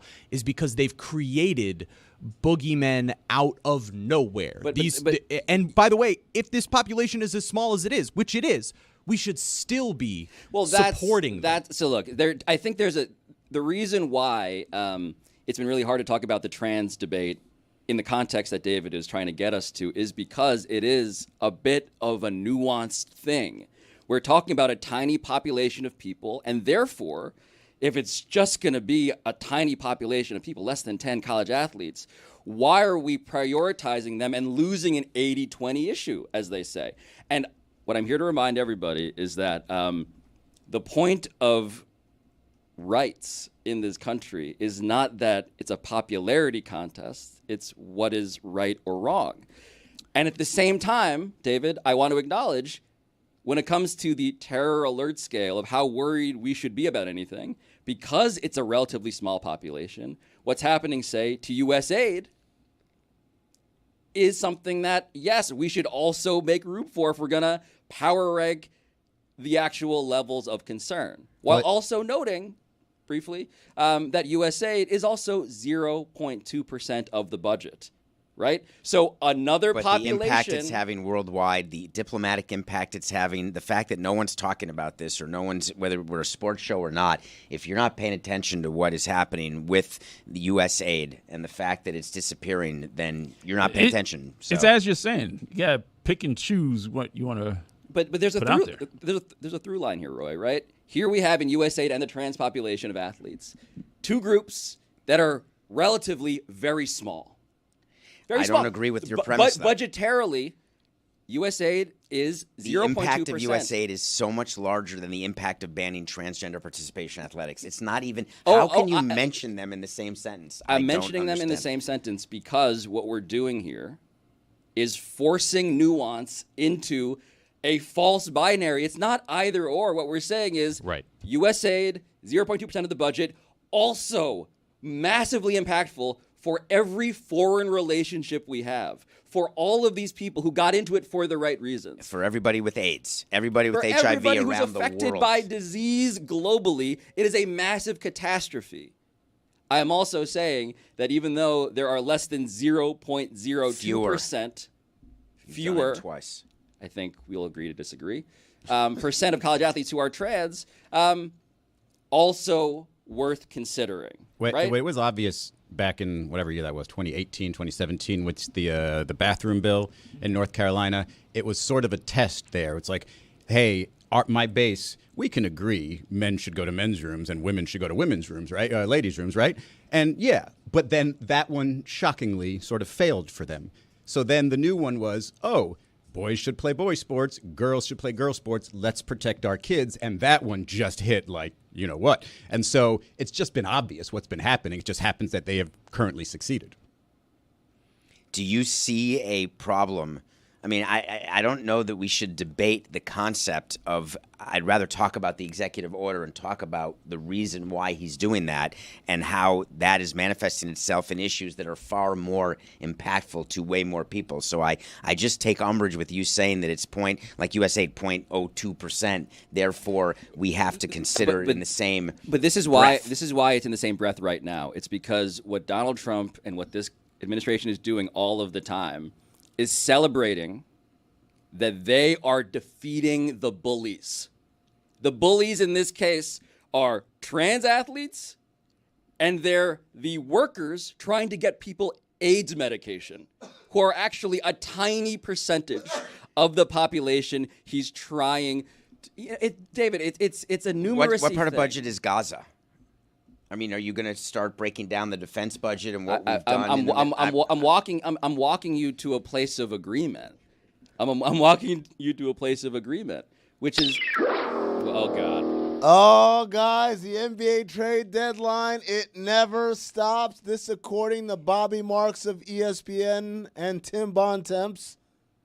The Washington Wizards are acquiring Reggie Jackson and a first-round pick from the Philadelphia 76ers in exchange for 4 second-round picks and Jared Butler. Mike Scotto of Hoops Hype also is reporting. A natural segue from D.C. politics to D.C. basketball. Well done, Amir. I mean, Reggie Jackson. That gives them a good bet. You know, the Wizards have won 3 games in a row. That's their season high in win streak. They said you said they're the worst team. Worst team Losing to ever. them, they were my pick of the day. Last night was the Nets over the Wizards, coming off the win over the Rockets. Yep. Russell, 2 threes back-to-back. Great game. You then get to play the Wizards, get some momentum. Mm-hmm. They're only given 1.5 points under the DraftKings line as of yesterday morning. They got smoked. They got smoked. They got smoked. The Wizards smoked them. Yeah, and guess what that means? What does it mean? The Brooklyn Nets are the worst team in the NBA now. Wait, you said the Wizards are the worst team. No.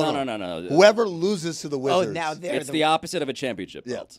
Whoever loses to the Wizards is the worst team. Who are in the NBA. 3 teams they've beaten? Well, is it the latest loss that becomes the worst The team? latest loss, So always. now the second to last loss, they're off the hook. You're off the hook, exactly. That's so awesome. Because the Brooklyn Nets have taken the mantle as the worst team in the NBA. Look, for a little bit there, the Denver Nuggets were the worst team in the NBA. That was when they lost when Nikola Jokic had 56 points. Oh, right. Yeah. Nikola a tough Jokic belt. has 56 Tough points, belt to and they hold. still lost to the Wizards. I don't agree that you can keep changing your mind every day who the worst team is. It's very easy. If you lose to the Wizards, you are the worst team in the NBA. Absolutely.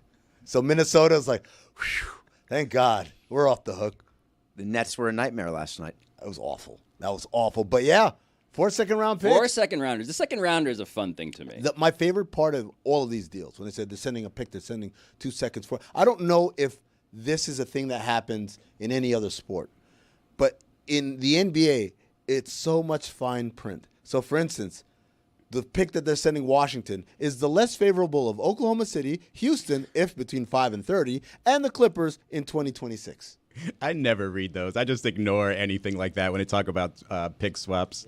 That used to be my job, Izzy. I had to write on a whiteboard where all the picks were going. How much does that pay? Wait, why? Not Was your handwriting the best of anyone in your position? No, because I was the one who knew. Wait, couldn't you have told someone who had better handwriting? No. Does anybody Our notice? front office wasn't that big, David. Like, we didn't have like a calligraphy guy. I want to 28 grand a year. I want to unite. I want to cross the streams 28. here, right? So Elon Musk is sending all of these people, these programmers, in to get into the budgetary software. What does the budgetary software of a pro sports team look like? Well, so far it's Amin. So far, Amin On a is the whiteboard? budgetary software. Yeah, of course. Everyone's got software for accounts payable and accounts receivable, and you've got spreadsheets and a lot of Excel. There's a lot of Excel. There's a lot of people Access. Microsoft Access with database. formulas so they can keep track of expenses, like of your show. And they can then calculate like how much a show is, and then you have revenue associated with it. It's a whole Megillah. So, and then it generates books, plus there's budgets. So every there's about 250 budget departments. But is there a guy who's just yelling at some underlings, and the underlings are the people actually 12. keeping track of everything? I'd say 12 people are yelling and 15 people are being yelled at. It's about a 1-to-1. What a massive front office you were. everybody gets an underling. The so underling you to can't overseer be- ratio at this college is It's fantastic. funny you say that. You can't be an hourly employee and have direct reports. That's exempt versus non-exempt. We can talk about that at any Does other anybody time. else? Yeah, I'd love to talk about that. Does anybody else get excited when Amin's like New York accent slightly comes out? It's the best. Like when he says "wool," and I'm like, that guy's cooler than he's letting on. Because the New York accent, I think, is the coolest of all the accents. I don't think I have an accent. No, just it comes out just a little bit at a time. Usually when I've been drinking. There's nothing You've been cooler drinking than this your morning? Stephen A. Smith imitation. That to me is the The coolest ultimate New voice York you have. accent. The coolest voice is always going to be a 44. That's the coolest voice. You don't think that's a cool voice? Hey, It is good. But when you have a New York accent, you just get away with saying things that other people Sasha Malia thing. that Michelle other definitely thinks. people can't get away with. All right, you say Example. with a New York accent, you're mad corny for that. You say that with a New York accent, you sound cool as hell. I can't do the New York accent. You sound cool as hell. You're mad. Say that the way I just said it, and you sound like an idiot. You're mad corny for that, Pablo. It's funny because Sir, I grew up in New York and I don't have that accent, so I felt that actually hypothetically and realistically. Right? It's also weird that people just talk different. I feel like the Southern accent is the coolest accent, right? Like drawl. Yeah, because it always. Or maybe I'm just always thinking of that Seinfeld episode where the Astros come up to New York and George is entertaining them, and then after they leave, he starts talking like them, calling them bastards and sons of bitches and stuff like that. And what's my man named? His boss at the Yankees walks by in the hallway and thinks George is blowing the deal by calling them bastards. Will you tell those bastards when I get down to Houston, I'm going to kick their ass or whatever? And then instead, it's a language of kind of love. But it's not cooler. Like, Oh, you yeah. can't be a hip hop artist with like a Southern accent, Yeah, but you- like with a New York accent. Oh, come I mean, on. come on. The Southern accent is all it's at now. To me, the All New the York big artists are Southern. The New York accent test to me is around water. What's that? Water? Is it water? Water. Water. Not It's water. really Long Island. Yeah, that's Water. Long Island. You went a little Draw. too far east. Too far on east. 495. It's true. I don't think of the Long Island accent as a desirable accent. Right? People do not want to have that. They actually, And it's very easy to tell. It's as easy as the Southern drawl is the accent off the LIE. the Southern drawl has it's easy going. You can't rush me, right? Well, I'll tell you what, you get that going. It's like, oh, just get to the point. Like, no, I'll get to the point at my pace. There was a study recently that I wanted to cite here. About accents? Yeah, it was about British accents and how we consider, of course, all of them, any British accent to be of a certain, stature, right? The standard British accent and the posh British accent, Well, yes. this is the We're not article, we're the not study. talking about Geordies and Manx and They stuff sound like that. more important. I would say that to the untrained American ear, any British accent No way. conveys a sophistication. I would tell you right now, to the untrained American, they've never heard of a Geordie. What is a Geordie? What is that? Geordie is people from like Newcastle. You could look this up. It's a show called Geordie Shore. It was their version of Jersey Shore. You cannot understand a word they're saying. There's no way that sounds sophisticated. Oh, wait, that's what it sounds like. That's a good one. You need to put that one in the Rolodex. I'm looking at the differences, the socioeconomic connotations of different British accents, and Amin is right. This is a thing. This is a thing. Geordies? Yeah. Look, there was a study that tested how these things sound. Right. And I'm gonna get to it in a certain Okay. filibuster. In the next episode, Take Dan your Le- time.